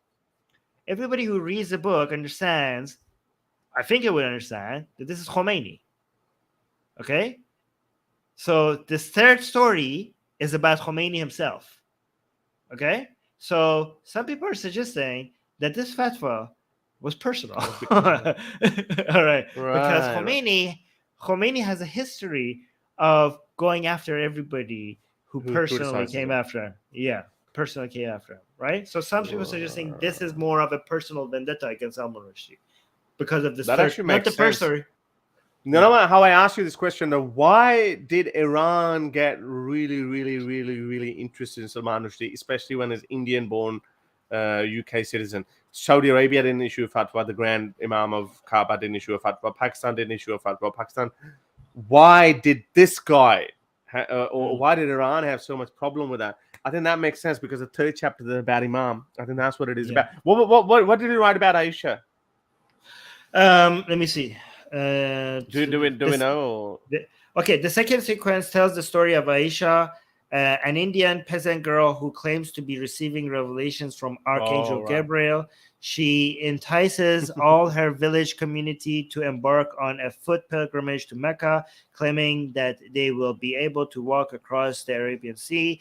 The pilgrimage ends in catastrophic climax as the believers all walk into the water and disappear. amid disturbingly conflicting testimonies from observers about whether they just drowned or were in fact maliciously able to cross the sea. So, I mean, so he fantasized it. He mixed it with used Aisha's name, and he just reversed the characters or whatever. It's but a it's very work weird of book. fiction. Like it's a lot of like symbol, like it's a lot of like characters from Islamic background, and but all of a sudden in a modern, in a different setting with different stories, with some similarities. Like and I think a lot of it is symbolic, and you would understand what the symbolism means if you were like a lot more aware of these kind of work of. I'm not saying it's not okay. I'm just saying like we are like it's way above. That's how fiction works. That's how fiction works. This is a very certain kind of fiction. Like not all fiction works like this, but there's a lot of heavy symbolism and borrowing and changing, and it's interesting. I mean, I don't know if you're into that. It's very interesting. But, I think this is probably it's probably too early, but I think if it does happen, that would be pretty cool for one for Muslims to deal with. If Salman Rushdie has lost an eye, now he's officially a Dajjal. How are Muslims going to deal with that? I mean, don't be surprised if they start believing that the arrival of Dajjal. A 75-year-old man, one-eyed 75-year-old Dajjal is going to come and destroy Islam, or going to set things in motion to the Judgment Day. I mean, once you get into the weird world of religions, anything becomes possible. This is going to start another wave of discussions about Islam, especially if Salman Rushdie survives this and he starts going around and getting invited to places with an eye patch on. You know what I mean? Like this is big enough story for him to go on CNN, on BBC.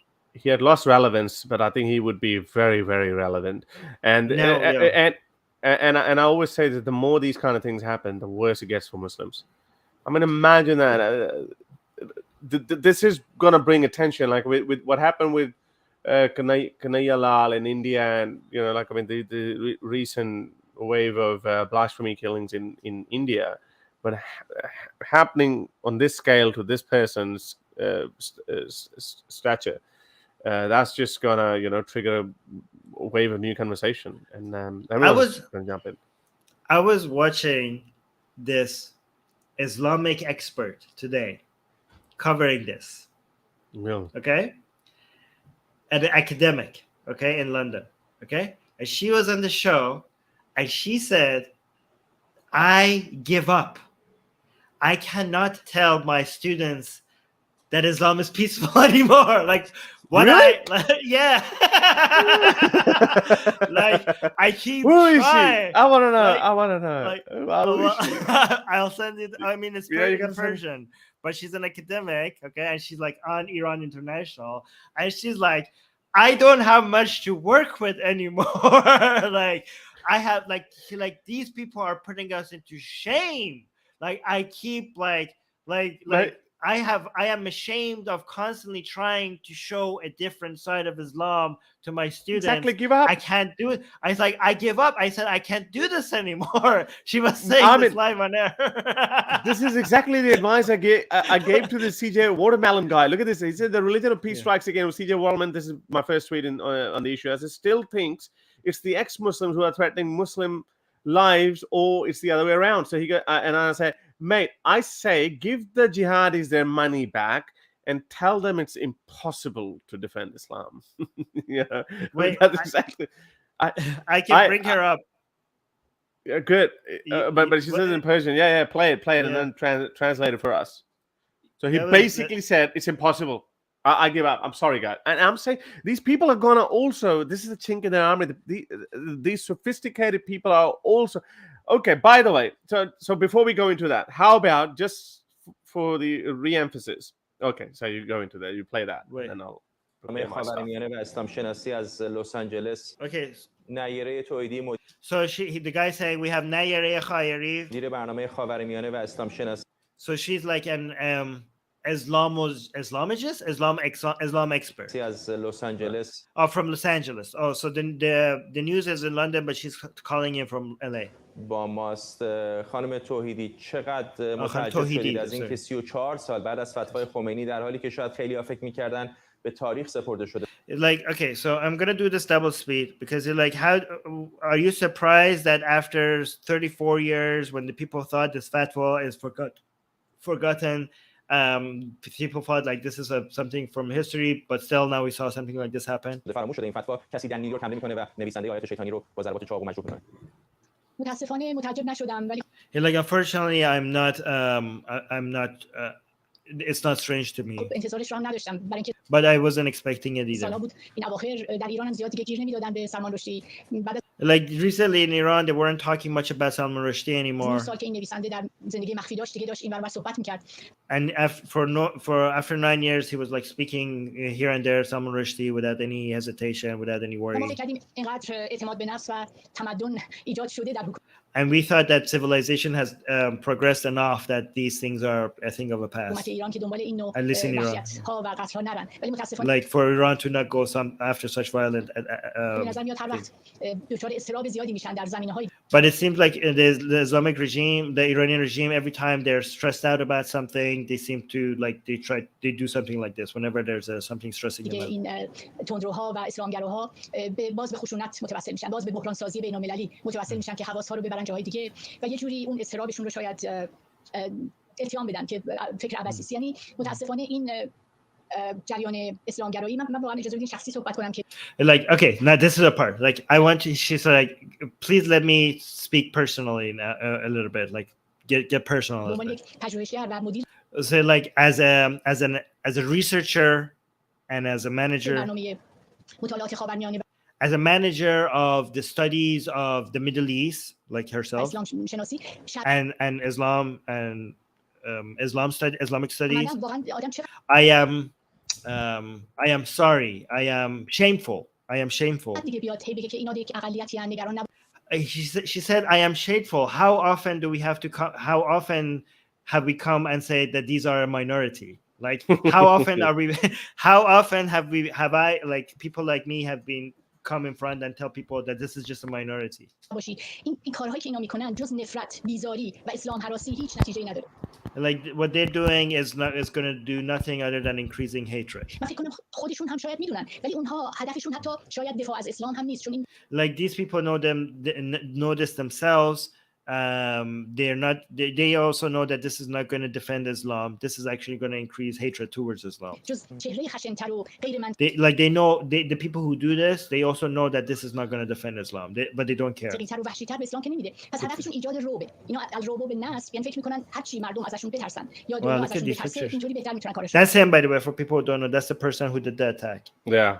کما که دنبال بمب‌سازی هستن. یعنی اینقدر خودشون هم به حقانیت خودشون اعتماد ندارن که فکر کنن میشه جواب یک شوخی رو یا یک Like these people don't even they don't believe they don't have enough confidence in the rightness of their own religion enough to be able to just respond to a joke or to a drawing with just words. Like they must be so insecure about their own religion so much that they lash out like this. مان تخیلی رو که احیانا در اون اگر کاراکتری هست که اینا فکر میکنن اون کاراکتر پیغمبر اسلام هست خب حالا بیان این شوخی رو با تساهل با بردباری به روی خودشون نیاوردن بگذرونن اتفاقا باعث شدن بیشتر اون کتاب خونده بشه سلمان رشدی مشهورتر بشه یعنی واقعا like by doing all of this thing they make Salman Rushdie more famous, they make the book be read more by more people. برای حتی منافع اسلام like, like even if you're thinking about from the point of from the perspective of for the sake of Islam, none of these actions make any sense.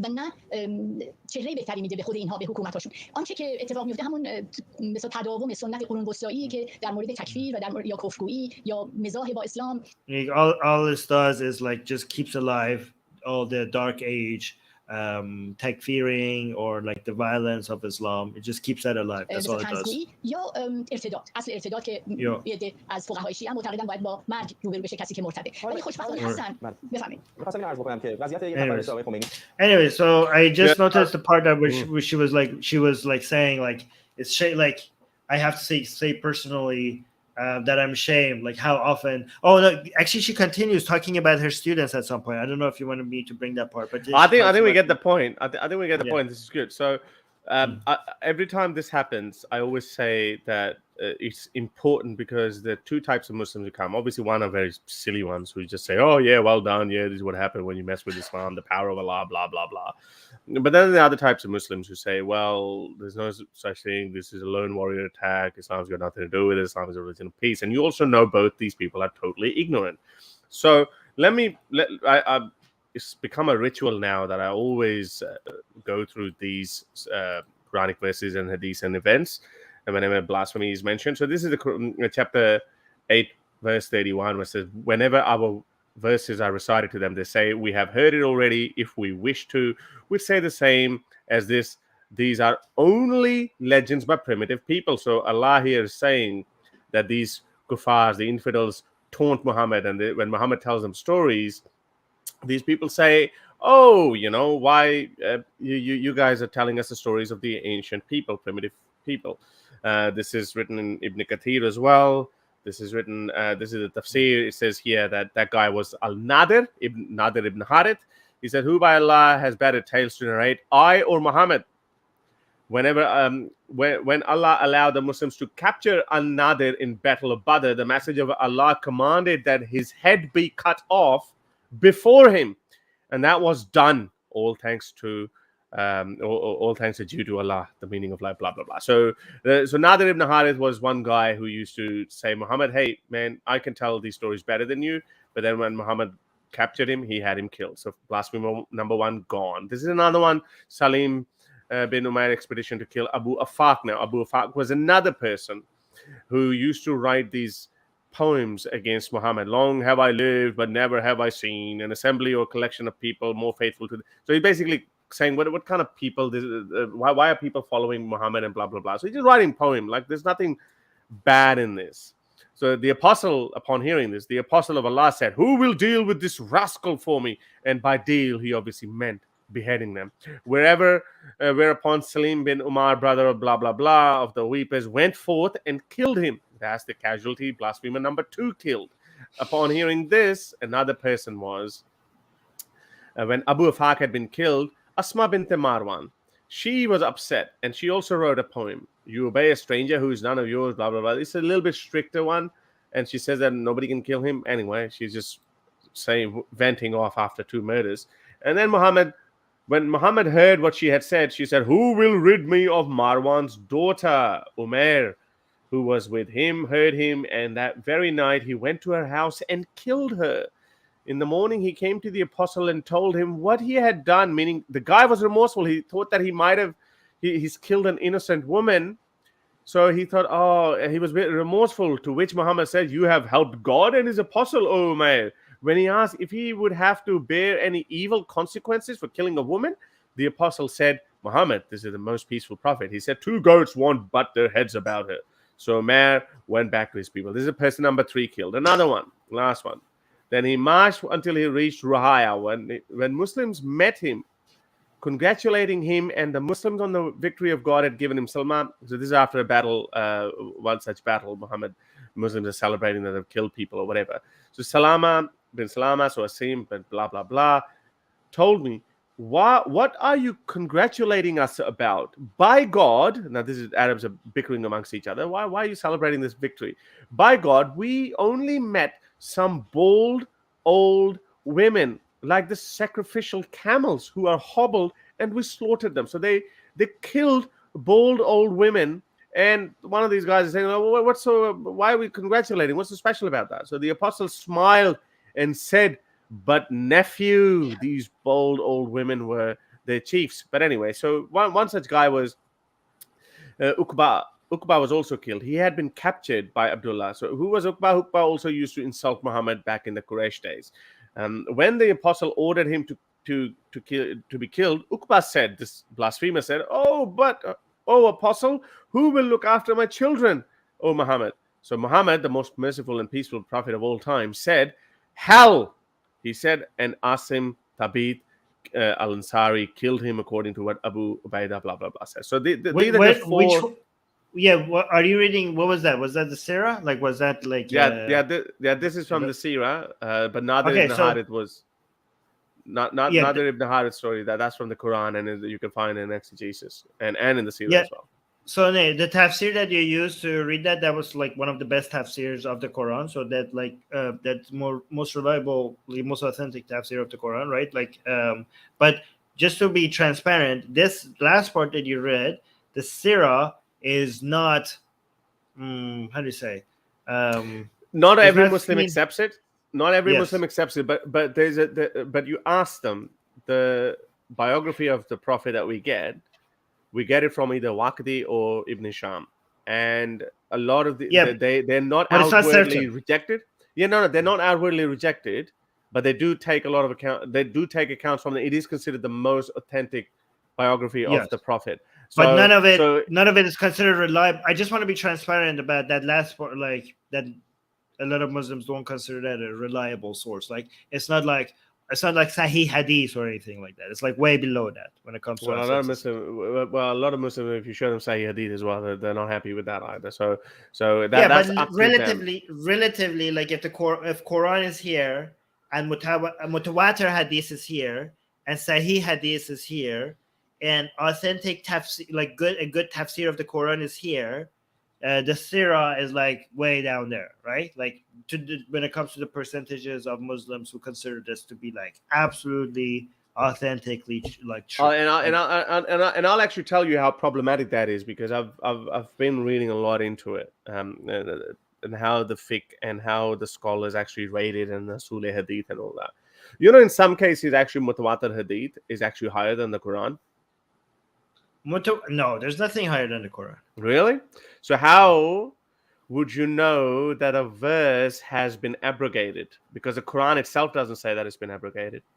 You get it from the Hadith, that this verse is no longer available. So if you show it to, this is why this is a huge but that doesn't make it higher than the Quran. It does, because the Quran is saying that, okay, I'll give you an example. The Quran is saying that, okay, if these women have committed adultery, lock them in their houses. Okay, so if a Quranist reads that, he'd be like, okay, I'm going to take that. This is a commandment from Allah. But only the Hadith actually tells you that this is abrogated and the new 180 lashes one is applicable. No, so you would not know that which one is which. So but the understanding, so I see your point, but again, the understanding is that the Quran is the highest, but to be able to understand the Quran, you have to understand it within the context of the Sunnah, which you get it from the Hadith. That just because you need the context and you just need the stories around it and the Hadith around it to be able to understand it, that doesn't mean the Quran is not higher. It's still it's still there. Okay. Let me try that again. So I know that is the actual worldview, but I'm saying in practicality, that's not how it works. Because if the Quran is telling you, so let's just do this. The Quran is telling you, lock these adulterous women in their houses. This is the Quran saying it.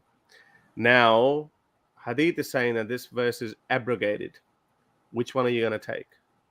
Okay, so the Hadith, first of all, there's a lot of different philosophies on how abrogation works. Like, this is not like, it's not like you completely should get rid of it, right? So if so it still has wisdom in it. Like, again, I'm putting my Muslim hat on, right? So if just because a verse is abrogated, it doesn't mean like it's useless. It just means like you don't apply this in the current standards. But how do you know that?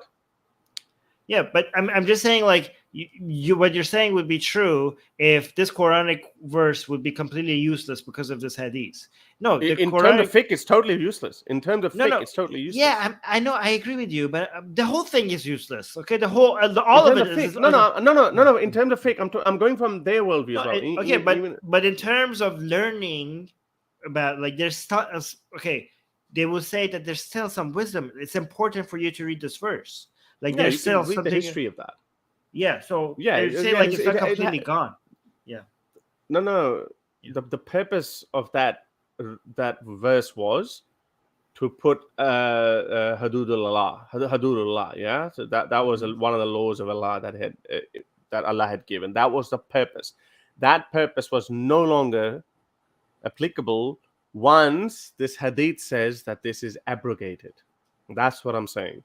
So in that particular context, I know the general accepted view, and think about it later as well. I know. I'm saying I know. In effect, it all goes up and back. I know that in effect it's an you're easier correct. tool. Yeah, I'm it's an talking easier about tool for. Yeah. No, I'm talking about the official stance versus, because in effect everything is different. In effect, like for example in Christianity, right? In effect, homosexuality is offending them more than anything else, even though divorce is supposed to be more offensive than homosexuality, right? Right. But so and also, like for example in Shia Islam, right? In effect, Hussein matters more than Allah, right? I get that, and that's the whole point. But I'm agreeing with your point, but I'm just saying the official stance is that Quran is above all of this, even though in effect it comes different. In effect, it doesn't. And that's exactly my point. So that's why when you were doing the grading of Sirah falls below, there is actual no way of denying this particular Sirah. Yes, okay. So what they say is, okay, Hadith, so there's a science of Hadith behind it, and that is apparently more credible according to the worldview. And I think there might be some truth in that too. Mutawatir, the actual Hadith is far more. It follows. There's a lot more science behind it. A lot of people don't get. A lot of people don't understand. A lot of people think like I am actually meaning what I'm saying, or like I'm saying there's wisdom in the Quran. Don't worry about that. They'll understand. They'll understand. Let me clarify to people. I am putting my Muslim hat on. Okay, I'm not saying I don't believe in these things. I am putting like the narrative from the other side. People don't understand that. No, it happens to me all the time as well. I try to steelman the other side's position as much as possible. The reason is so when a Muslim looks at it, okay, we're not preaching in the choir. We're not trying to tell ex-Muslims and atheists that Islam is nonsense. We're trying to reach out to Muslims. We're trying to show them the most steelmanned position to them and say even if that's the case. So that's what we're saying. So it's important for us to say that, okay, we acknowledge, we're preempting their counter argument. We acknowledge that this is from the Sirah book, okay. But that's why, so you know, it's very easy for them. But this is a reason why when you actually present these cases in front of muftis, it's harder for them to reject it. You know, and ordinary Muslim. So for example, let me the book as well. Let me acknowledge what you're saying. Like, for example, a lot of nice stories about Muhammad that they keep telling us, like, comes from the Sirah. Like, it's not in the Hadith, it's not in the Quran. It comes from the Sirah, right? And then like, and at the same time, to the same people, if you go to the Sirah and show something evil about Muhammad, they're like, oh, this is not reliable, even though they use the same sources to say nice things about Muhammad. Okay, so I know that. Okay, but it's still the responsible thing to do. When we use the Sirah, okay, to say something about Muhammad, I think it would be good to mention that officially, okay, even though maybe not effectively, officially this has the lowest authority when it comes to Islamic sources. Okay, I think okay. Let's just go into Sahih Hadiths as well then, as far as blasphemy is concerned. So this is another one. This is Sunan Abi Dawud 4361, greatest Sahih. So a blind man had a slave mother who used to abuse the Prophet and disparage him. He forbade her, but she did not stop. He rebuked her, but she did not give up her habit. So she's abusing Muhammad. So one night she began to slander the Prophet and abuse him. So he took a dagger out, placed it on her belly, pressed it, and killed her. A child who came between her legs was smeared with the blood that was there. When the Prophet, and look at this, there's so many problems with this one. You know, people who say extrajudicial killings is never allowed under Islam. But look, Muhammad actually sanctioned this extrajudicial killing. When the morning came, the Prophet was informed about it. So Muhammad was about to punish him for murder. He assembled the people and said, I adjure by Allah, the man who has done this action, and I adjure him by my right to him that he should stand up. So he stood up, and he said, jumping over the necks of the people and trembling, the man stood up. He said, look, he's scared. But look at it. He could have possibly lied. He might have just had a fight with her, but he knew the mentality of the Prophet. He said, you know what, Muhammad? I only killed her out of love for you. Messenger of Allah, I am her master. She used to abuse you and disparage you. I forbade her, but she did not stop. So I rebuked her. She did not stop. So, you know, I have two sons like pearls from her. So she also was a mother of his kids. And she was my companion. Such a companion that she was his slave. Last night she began to abuse and disparage you, so I took a dagger out, put it in her belly, and pressed it and killed her. Thereupon the Prophet of Allah said, oh, be my witness, no retaliation is payable for her blood. So here we go. So any questions you had? Okay. That Islam doesn't allow bring it back. Okay, I just want to like give the other side to this as well. Okay. So let me put my case forward first. So all those people who say, oh, extrajudicial killing is not allowed. Extrajudicial killing, Muhammad, he might not have ordered the hit, but he actually allowed extrajudicial killing. Moreover, it also tells that people also knew of his mind, of Muhammad's mind. He might have just killed her out of some personal vendetta or some other problem as well, or a domestic issue. But knowing that, maybe he's just said it, made up this lie to save his skin, knowing, and he was right, that Muhammad will forgive me anyway. Right. Okay, so I just want to say that I am very much anti-Islam, okay? I think I have a very good record of being anti-Islam, okay? But I want to add these points just so that we are transparent and clear with our audience, okay? So this one, okay, this is not, this is graded Sahih by Albani, okay? And this is not Sahih Muslim or Sahih Bukhari, okay?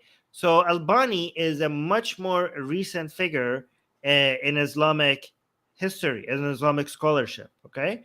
And he's a Salafi. Like this guy, I think, died when I was still alive, I think. Like this guy died recently. I think this guy died in 1998 he died. Yeah, okay. So this is not like old Islamic tradition. Like this has not been recognized as Sahih by Bukhari or Muslim. Okay, so, and given that Albani himself was part of Salafi, like a Salafi himself, you could be like, well, I'm not a goddamn Salafi. Like, I hate Salafis. Like, why should I recognize Albani's recognition of this hadith as Sahih, given that this is not Sahih Muslim or Sahih Bukhari, right? So I just want to just put that out there, just like, for people to recognize. Right, okay. Well, again, this is not my problem to solve. This is a problem of Islam, right? So this is an event that one of the greatest muhaddith, and Albani, by the way, is actually respected by not just by Salafis, by actually Hanafis as well. Salafis, by the way, don't generally follow any four major schools of thought.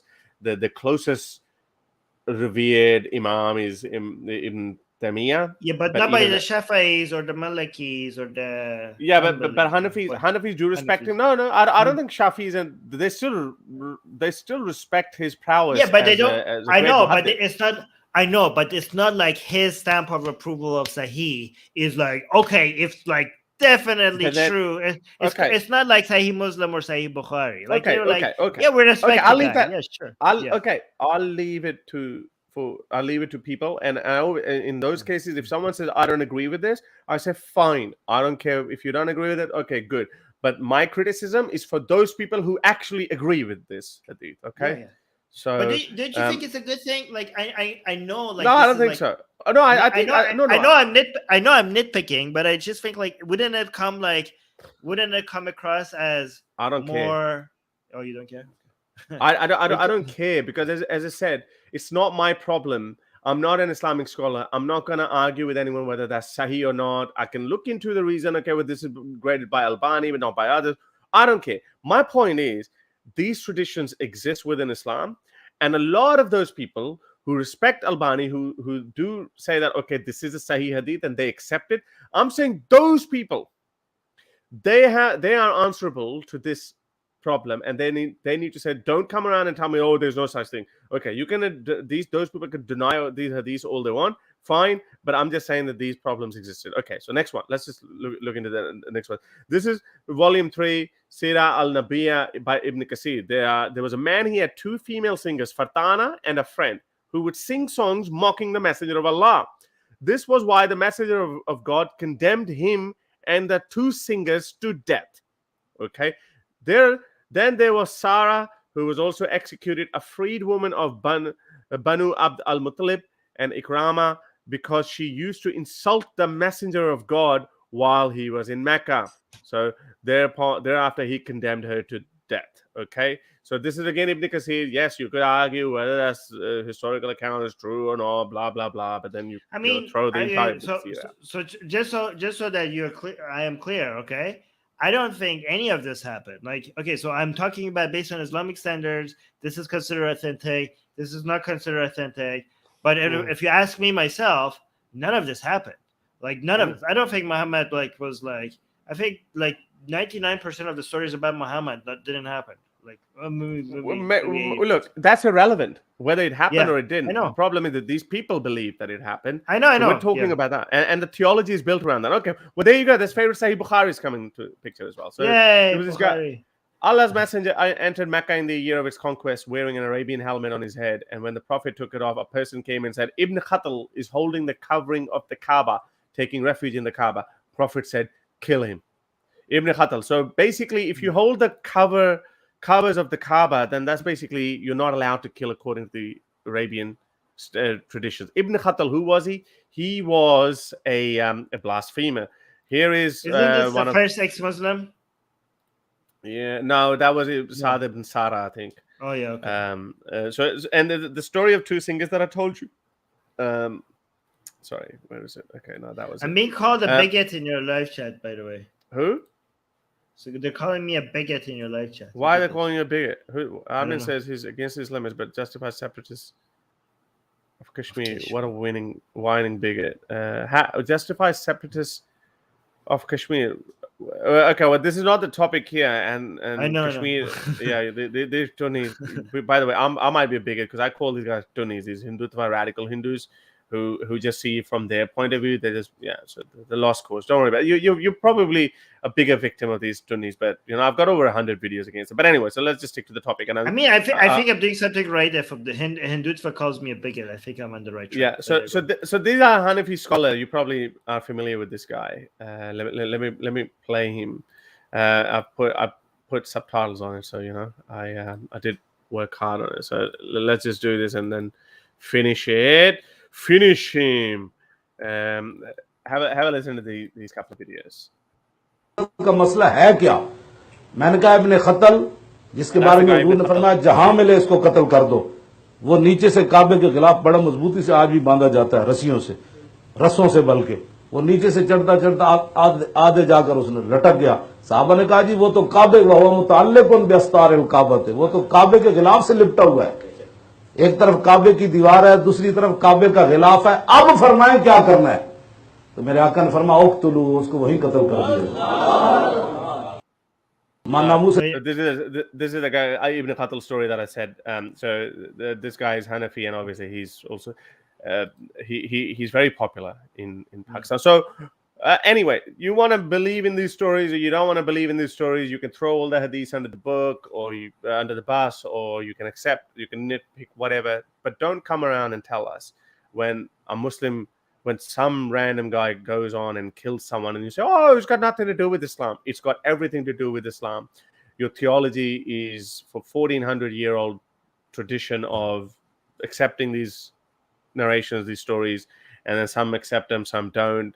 Majority do. And this is why I wanted to actually highlight this as well. There's a reason why there is this punishment for blasphemy exists. Oh, by the way, I think we should do a weekly show, maybe a fortnightly show together, because my folder is actually expanding. I'm collecting all these hadiths, and I've actually just made it available on my Google Drive, so people can actually go and access them as well. There are so many these. I've got a whole folder where Muhammad makes up rules as he goes along. The 4-witness rule, how he made it up, and then how he had to protect. How about we do one Islamic scripture and hadith, and then one Hindu, like alternative. I don't know much about Hindu because Hindu mythology, to be honest, I have a lot. We could go through it together. Yeah, we could. Yeah, that's great. We can. I think I'm. Yeah, I reckon we should do a secular jihadist too. In a way. Yes. I think it's going to be quite interesting. But by the way, there's a reason Hanafi views blasphemy as synonymous with apostasy, and therefore accepts the repentance of apostasy. Those who refuse to repent, the punishment is death. If the blasphemer is a Muslim man, and if the blasphemer is a woman, there you go, women privilege. She must be imprisoned with coercion, meaning beating, coercion, till she repents and returns to Islam. So this is woman privilege? Yeah, there's a woman privilege. She can't be executed. As anti-woman Islam is, I could argue that Islam is more anti-man than anti-woman. Because think about it. You could argue both ways. Yeah, you could argue. Okay. We got bigger rewards, but we also got bigger punishments. We got bigger rewards, but we got bigger punishments. But also, what happens to women in Islam? They get like a beating if they are disobedient, okay? Yeah. But what happens to men in Islam? They have to be sent into battle to be hit by like swords and axes and like I mean, Yeah. women Yeah, but women that's seem to love face. I mean, a slap on the face relative to being like in front of but less sword. rights. Yeah, but that's why I said bigger rewards, bigger punishments. For example, like then you could argue that Islam is not that anti-slave either, because a sex slave. I didn't say it's not anti-woman. I said no. It's anti-woman, but it's also anti-men. I know what you're saying. I'm sorry. Yeah. Don't just catch my words if I just misspeak. But I think people understand what you're saying. Okay. Yeah. So yeah, I know you're saying that it is probably more anti-men, but my argument here is that it's bigger reward, bigger punishment. For example, sex slaves. Yeah, they have no bodily autonomy, but if they do cheat on their masters, they never get stoned to death. But if a free woman cheats on her husband, she gets stoned to death. So then you could say, well, you're probably better off being a sex slave, because in that circumstance, if you cheat, then at least you're just gonna get. Yeah, but that would only be true if you're constantly like cheating is like a constant occurrence. Like that's not the case. Yeah, but that would be true if you're a war would always be a war. Well, I mean, you're supposed to go you're not really a proper Muslim unless you go to jihad. Like if you read the Quran and the Hadith, it seems like you are supposed to. Wait, somebody super chatted me for you. Sorry, Harris Sultan. What is it? No, I was just gonna say. Nuria. Nuria, if you're. Oh, hey, Nuria. Yeah, she wants to join. I think. Nuria, I'm actually showing that on your channel as well, Nuria. We hit 400 viewers. I think you had like 60 people watching. So if you want to come, you could probably join the show as well. But Nuria, anyway. I'm looking forward to seeing you soon in Germany. So there's hopefully. Yeah, sorry. Go ahead. You got a super chat which I don't understand. Do you want to read this? No. Go ahead. Yeah. Go for it. I just read it. It's for you. Oh, is it? Okay. Well, yeah. Sorry. It's Harris Sultan then Nadi Vail. Yeah. So, yeah. Okay. This is odd. Vail means. I don't know. It's hard to pronounce. Hard to put it in the English context. It basically, in Punjab, we have this culture. Not in Punjab, in India, Pakistan, we just give a veil. We just grab some money and we just go and put it on your head. Meaning, there's basically any bad omen that's going to come to you, we're going to send it to, whoever collects that money. So yeah, kind of that thing. I don't know how much more time we have, but I wanted us. Oh, you left? Oh, Harris left. Right. I wanted us to make sure that we read this quote by Salman Rushdie today. Yeah. Absolutely, do it. Yeah, go ahead. Okay, so here's the quote. This is, I think, with all that happened, this is like a really timely quote to read, right? So Salman Rushdie says, "The defense of free speech begins at the point when people say something you can't stand. If you can't defend the right to say it, then you don't believe in free speech." Right? And I think this is the most important highlight that we need to get out of all of this, right? So whatever views you have, you're on the side of free speech if you defend the people that are saying the things you hate. Okay, you defend the right to say it. If you're anti-Islam and you're supporting people who are saying anti-Islamic things, you're not really for free speech. Okay, you are for free speech when you hear something you hate and you still defend that person saying it. Okay, that's like, don't congratulate yourself when you're like, oh, I'm for free speech, and you're just like looking at the people who are being brave, but they're saying the things that you enjoy listening to. That is easy. That's easy. Everybody can be supportive of the people who are saying the things that they like. Let me show to the world that you are actually on the right side of human rights by defending the humans that you hate, and show that you're on the side of free speech by defending the speech that you hate. Okay, don't do the easy thing. Do the hard thing. Do the hard thing. Like defend the people. See what the people who are saying the things that makes you hate them, and go to defend their rights. That way, you're on the right side of free speech. Oh, I have by this standard, by the way, Harris Sultan, defending we as anti-Islam people, right? Okay, we are the people who are anti-Islam and anti-religion. We supporting anti-Islamic narrative, that's not necessarily us supporting free speech, because we like that. Okay? If we support, based on what Salman Rushdie is saying, if we support people preaching Islam, because we hate Islam. That means we're on the side of free speech. Yeah, this is why I actually don't say that I'm a free speech absolutist. So here's my theory. So I think it was John Locke said it, or David Hume said it, that the freedom that allows you to be tolerant towards intolerant is not sustainable. Karl Popper said it. Okay, all right. So I don't really. I think it was John Locke. Yes. Okay. Anyway, I wouldn't argue with that. Paradox. Yeah. Anyway, but my point is, so I say freedom of speech that demands that there should be no freedom of speech, that should not be allowed. Okay. You know what I mean? Obviously, I'm not a free speech absolutist, but I'm a free speech maximalist.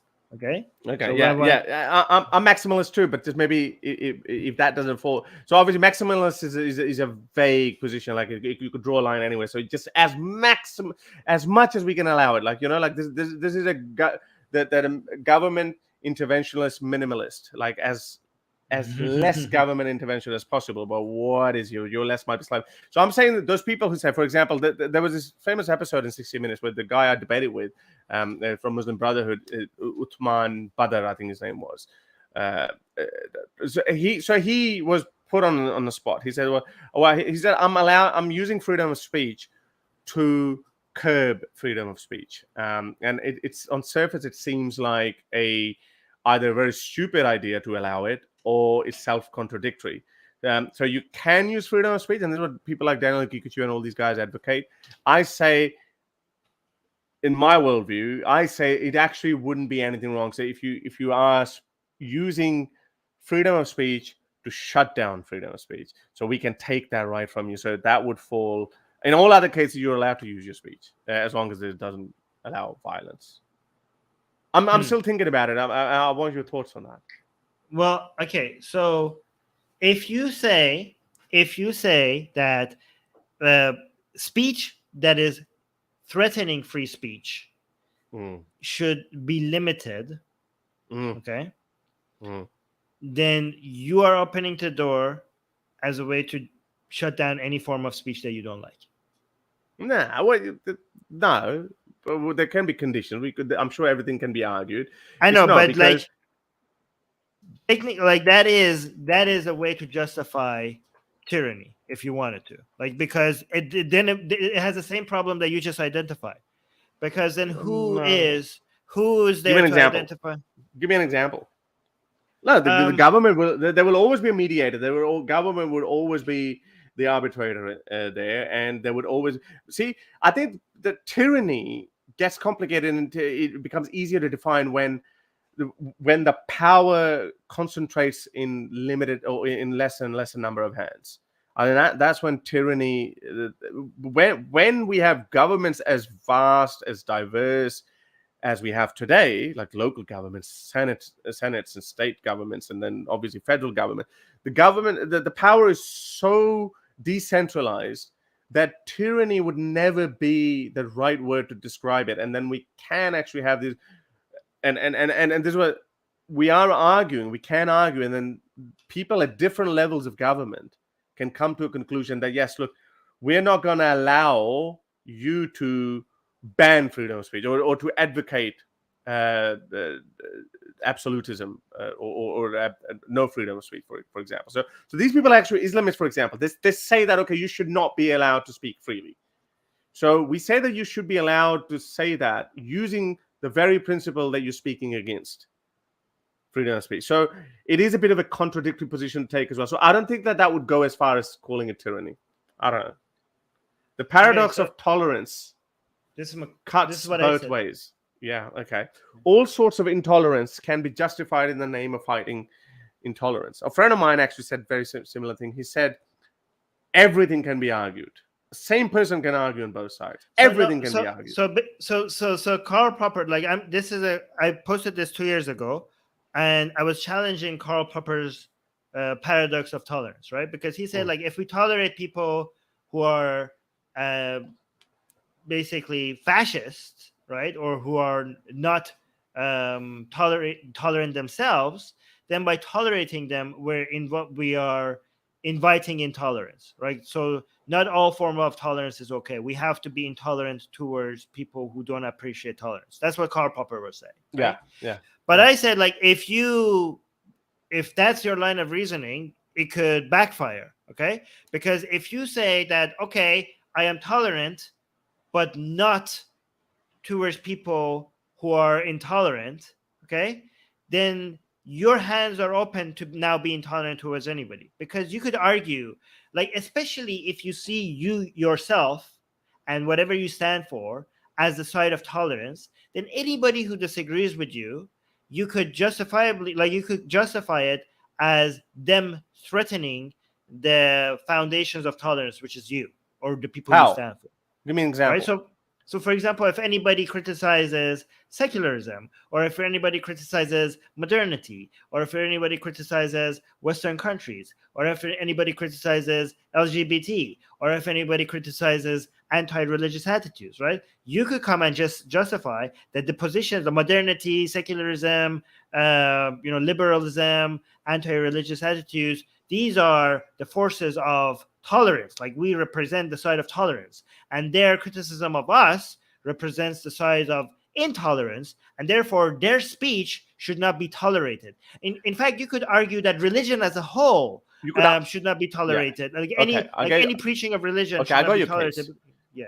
I got your case. So this is why, as I said, like, any position can be argued for and against. I yet to see an argument that comes. So if someone comes after secularism, which is the beacon of or representation of tolerance, for example, or modernity, for example, like we are respectful towards Muslims and Christians and Hindus and atheists, whatever. So this is basically tolerance.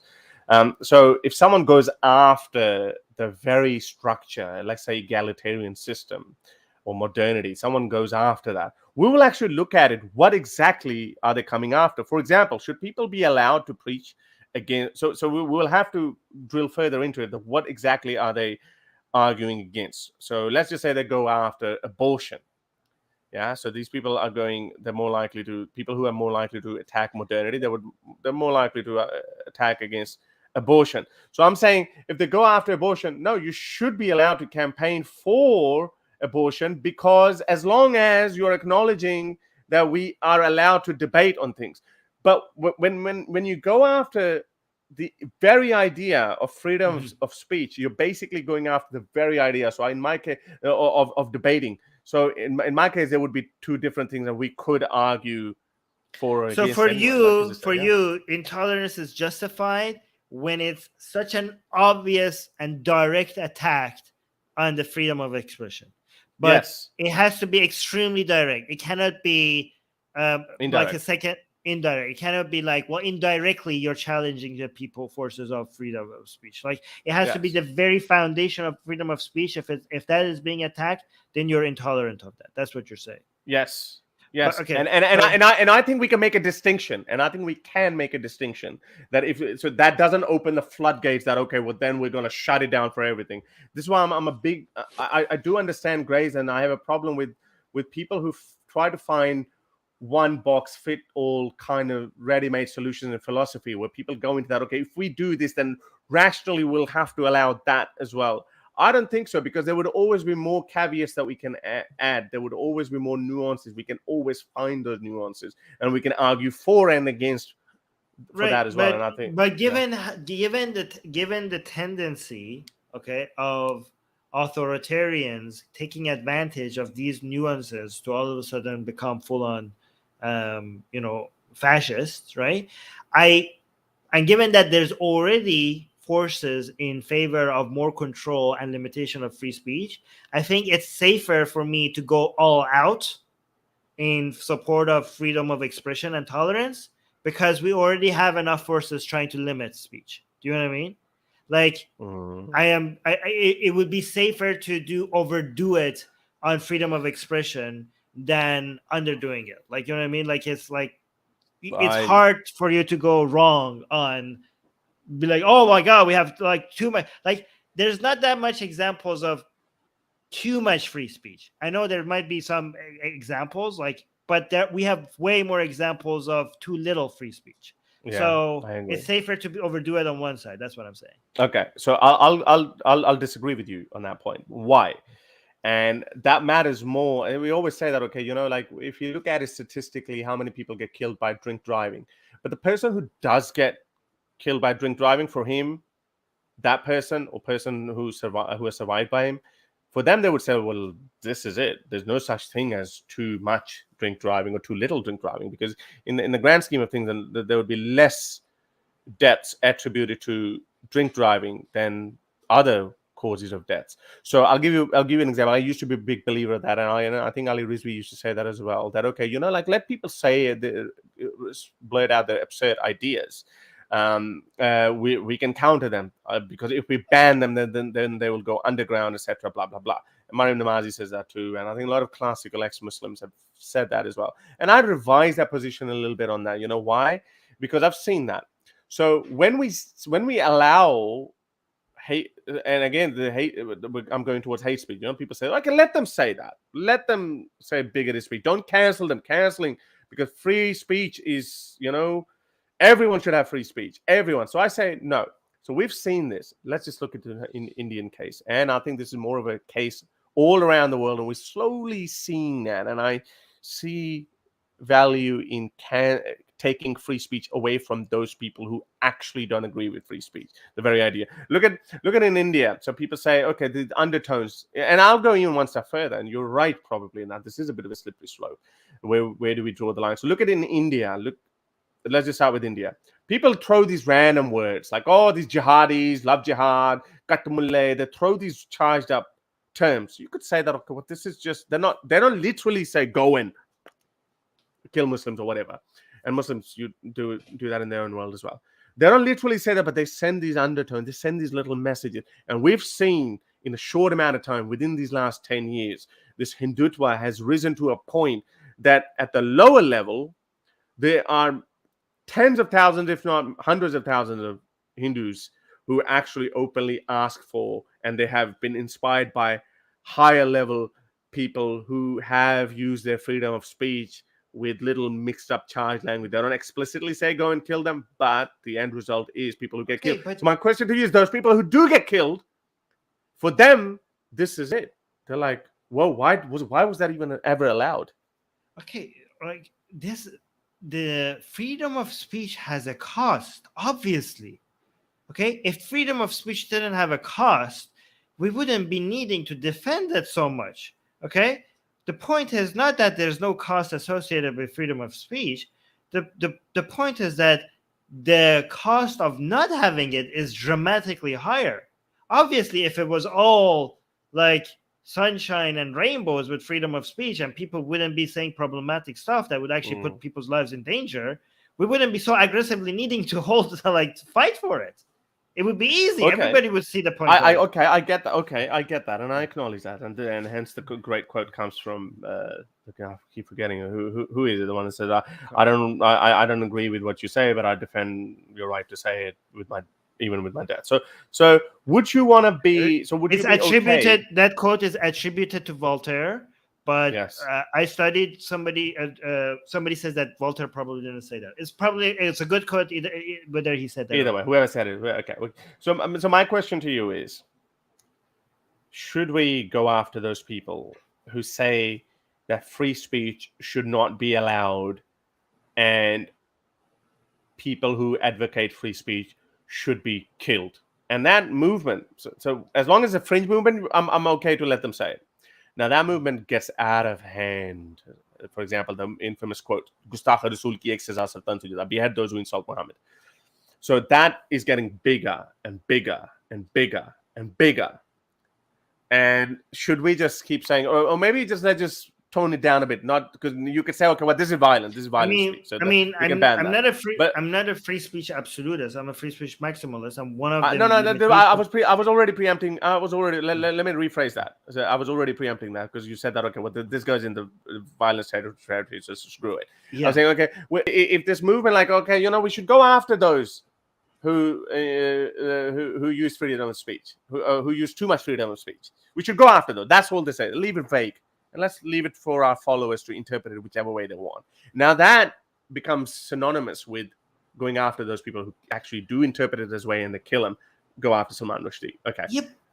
How far would you allow it? Hang on. How far would you allow it if that movement becomes so popular and the same sentence goes over it being repetitive?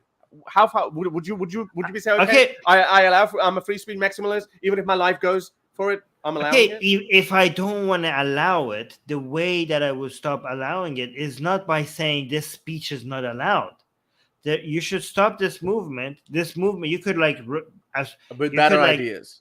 Doesn't work not with just better ideas, not just with better ideas. Okay, if you understand that this is like a terrorist group or a violent group, okay, you could be like, okay, you are on a terror watch list right now, and if you have enough cause, why are you on a terror watch list? No, why are you on a terror watch list? Not because of the words that they're using, because you have you're not.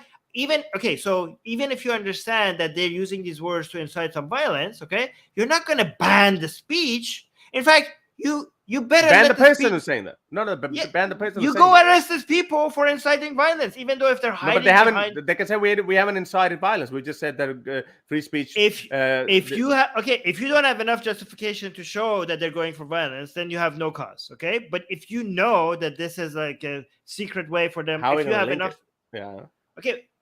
So if you can't link it, okay, you have no justification to go after them or to ban the speech. Okay? Plausible deniability. Listen to me, Harris. Okay, if you have enough reason or enough justification to ban the speech, then you don't need to ban the speech. You could use that same justification to just go after them and arrest the mofos. You know what I mean? Like whatever level of justification that you think is enough to ban the speech, I'm saying, well, use that justification not to ban the speech, but go after the individuals. In fact, for your case, you probably would want to be able to let people to say that so you could identify the mofos. But Armin, you going after that person. Do you understand? Do you understand? I get that. Do you understand? Going after that person, arresting them. Do you understand? Do you understand that banning the speech makes your job at finding these people a bit more difficult because you want these people to be outing themselves by using the speech that I can say there's a cost for that as well. I can say there's a cost for running the government and making a better society as well. But what I'm saying, that. You going after no, hang on, let me make that argument. So you're saying that, okay, you don't ban the speech, you go after the people if you can link it together. Okay, we've linked it together, but you going after the person is basically shutting him up. He would say, well, you're arresting me for saying these words. I did not say go and kill him, but he took it upon himself. He interpreted my words in a way, and then he went after Salman Rushdie. If you don't have enough justification to go after the individuals or the speech, then if you think you have enough, you don't have enough justification. Then you can't. Thinking that? I don't know. You're giving a general example about something. So it's happening in Hindutva. It's happening with Muslims. It's happening everywhere, all around the world. So it's a case-by-case basis. I cannot give you a blanket solution. Okay, but I'm saying I know, but whatever the solution is to each one of these individual cases, banning the words that they're saying is not the synonymous solution. With arresting the person is synonymous with banning the words. Yeah, but because you're arresting the person because of his words. But it makes a difference if the charge is not because of the words that they said, but because of the intention that you have identified. Okay, I know for you it might not seem like there's a difference, but it makes a difference if you have set a precedent within the law that these speech, like this, the saying itself, like the words themselves, are not the crime. The intentions behind the words were the crime. It makes a difference what precedent you're setting here within the law. If you, so for example, here, let me give you an example. Let's say I put up a code. Like, let's say, for example, Harris, when I tell you, okay, that, oh, the sun is shining, it's a beautiful day today, right? When I say that to you, Harris, that means that it's time for you to go eliminate our target, okay? Right? So if the agents that are watching us, like, okay, we know this code means this. Like, we have enough evidence that this code means this. And then I come tell you that, hey, Harris, the weather is like it's a beautiful day out there. Okay, they're like, okay, we have identified that Armin has told Harris to go and make a violent act. Okay, so if they now come and arrest me, it's not because the words "it's a beautiful day out there" is illegal. Okay, it's because they understand the intention behind the words that I'm using. Yes, yeah, that's exactly. Right. I'm saying the same thing. Based on the intent of the person, we know the intent. Right. We should ban them. We should arrest them. We should, and obviously the first step would be banning them. Let me give you some examples. Right. Okay. So how would you treat this one? Let me find this one. So I got this Vail threat yesterday. Now, obviously, this is just a Vail threat, right? And this is probably nothing's going to come out of it. But if it does come out of it, it becomes synonymous. This kind of speech, we know, is just read between the line kind of speech. Let me find this guy. Okay, so you understand? Do you understand that if somebody I understand, but we're both dealing with gray areas, man. Both of us are dealing with. I know. But do you understand that if somebody says like, "Hey, go eliminate Armin," okay, and that person gets arrested. I know, but you understand that if that person gets arrested, even though they did nothing but speaking, they're not being arrested for their speech. Okay, this is them being arrested for an incitement of violence. That's speech, using speech to incite violence, which is too explicit. I'm talking about not so explicit. I understand, speech. But what you have made illegal is an incitement of violence. For example, if I say like, "Hey, this cures your cancer, come buy it," and it's just nothing but water, and I say like, "Hey, buy this from me." Let's say nobody buy this from me, but I come out and say like, "Hey, buy this from me, $100. This cures your cancer." Okay, I could be arrested for fraud. I'm not being arrested for my speech. Yeah. Okay. So I don't know where you're taking it.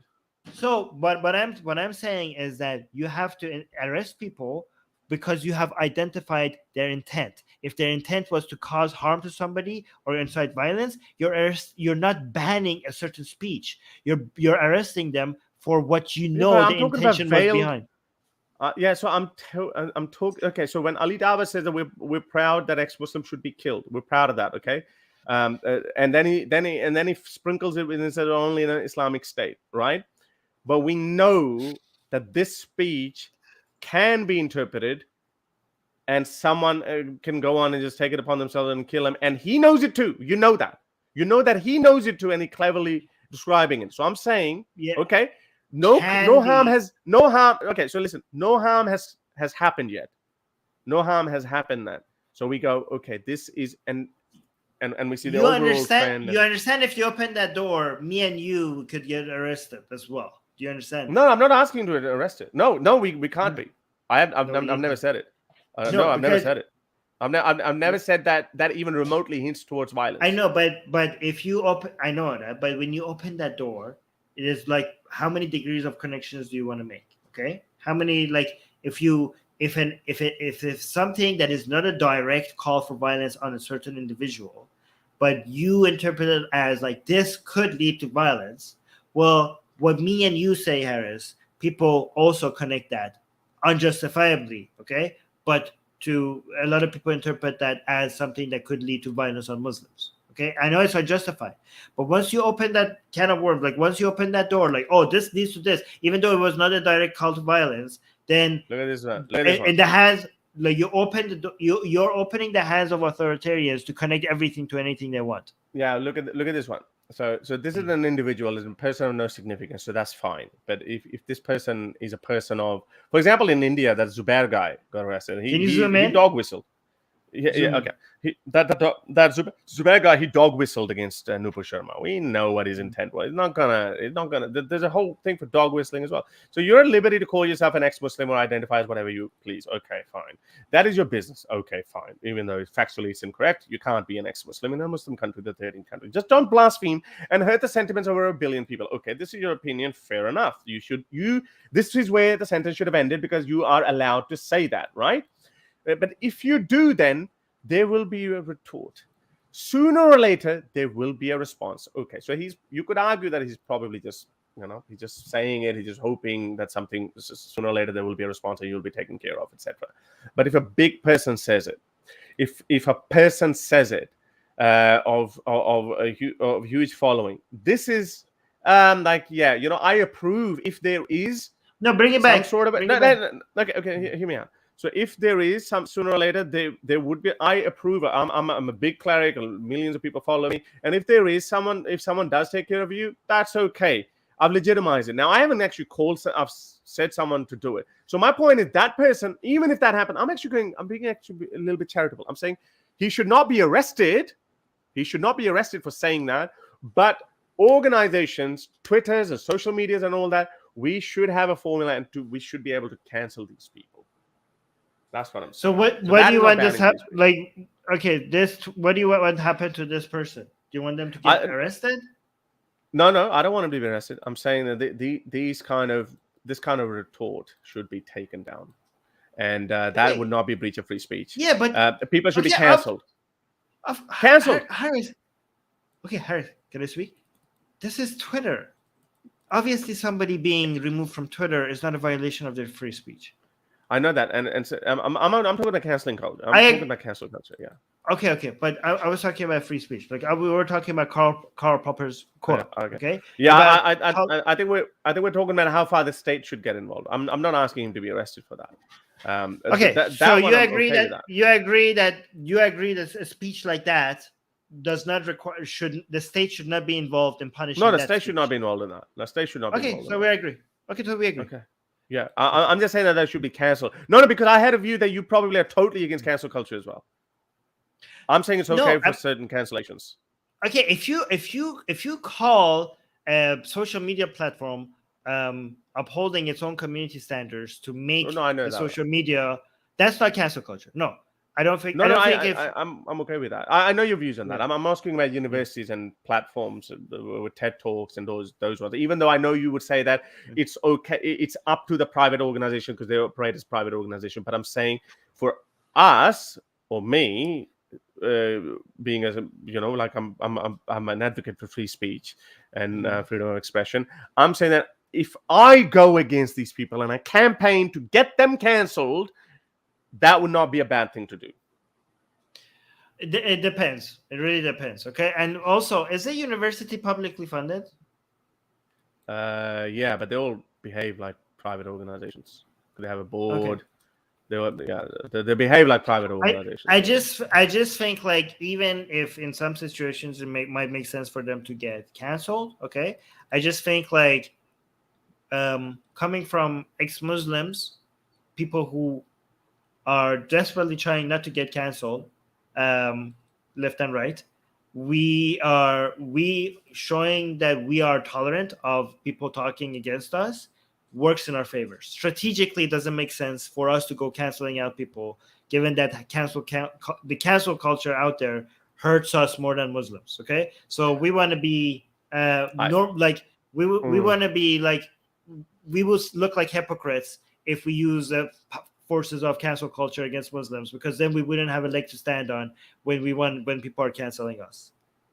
I get that. So and that's the bridge we'll cross when we get there. But anyway, so because again, like I mean, we're going with violence or whatever. So there might be. I get that. I wonder when I went after Ali Dawah, that what is going to happen to me as well. And people are going to be like, "Aha, we got you too." It's likely to happen at some point. We know that. Okay. Nuria said something. She said, "Women are imprisoned so they can coerce us, rape us, and force us to have Muslim babies." I don't understand what she meant by that. Women are imprisoned, so they as in those Muslim men can coerce us, rape us, and force us to have Muslim babies. I think she probably said in relation to, I think when you said that Islam deals with men much worse than women. I think it's you know what the solution to this is, Nuria? I think ex-Muslims should imprison women so that we could coerce them to have ex-Muslim babies. That's how you fight that. That's how you fight back. Well, I don't know if you want to join it or not. You can talk. Okay, let's just wrap this up. It's gone 2 hours and 38. Maybe how about we take a couple of calls, because we had a very good day. Like we had nearly 400 people watching across 3 channels. Is Muhammad good in bed? Imam, Allah knows best. Okay. Some really. Do you want to take a couple of calls? Oh no, we should head out. Like we've been doing this for 3 hours now. I need to make some videos. Yeah. Okay. All right. Oh, you already sent the stream. Oh, you already sent the link. Okay, sure. I'll just send a link. Maybe. Yeah. We'll round it up to 3 hours. Yeah. Okay, right. 3 hours. If anyone does click on it, because obviously we just spoke about a lot of things, and I think we got to do it midweek. Yeah. What do you reckon? We should do it. Yeah, I would love to. I think I'd love it. I think I love arguing with you sometimes, and sometimes I guess a bit. King Julian. But it was okay. So that's it. One only caller, King Julian. What would you like to say? You're on mute. Yeah. I can't hear you. There's no audio. There's no audio, mate. I can't hear you. King Julian, check your. Okay. Yeah. We're only hearing static noises. Yeah. White noise, background noise. Okay, all right. We can't hear you. Never mind. All right, then. Sorry, we can't hear you. Okay, then. I guess nobody wants to come out of these 350 people.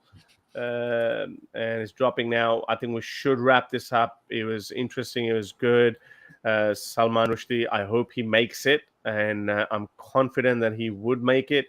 This would be a massive, massive slap in the faces of all those who were celebrating yesterday.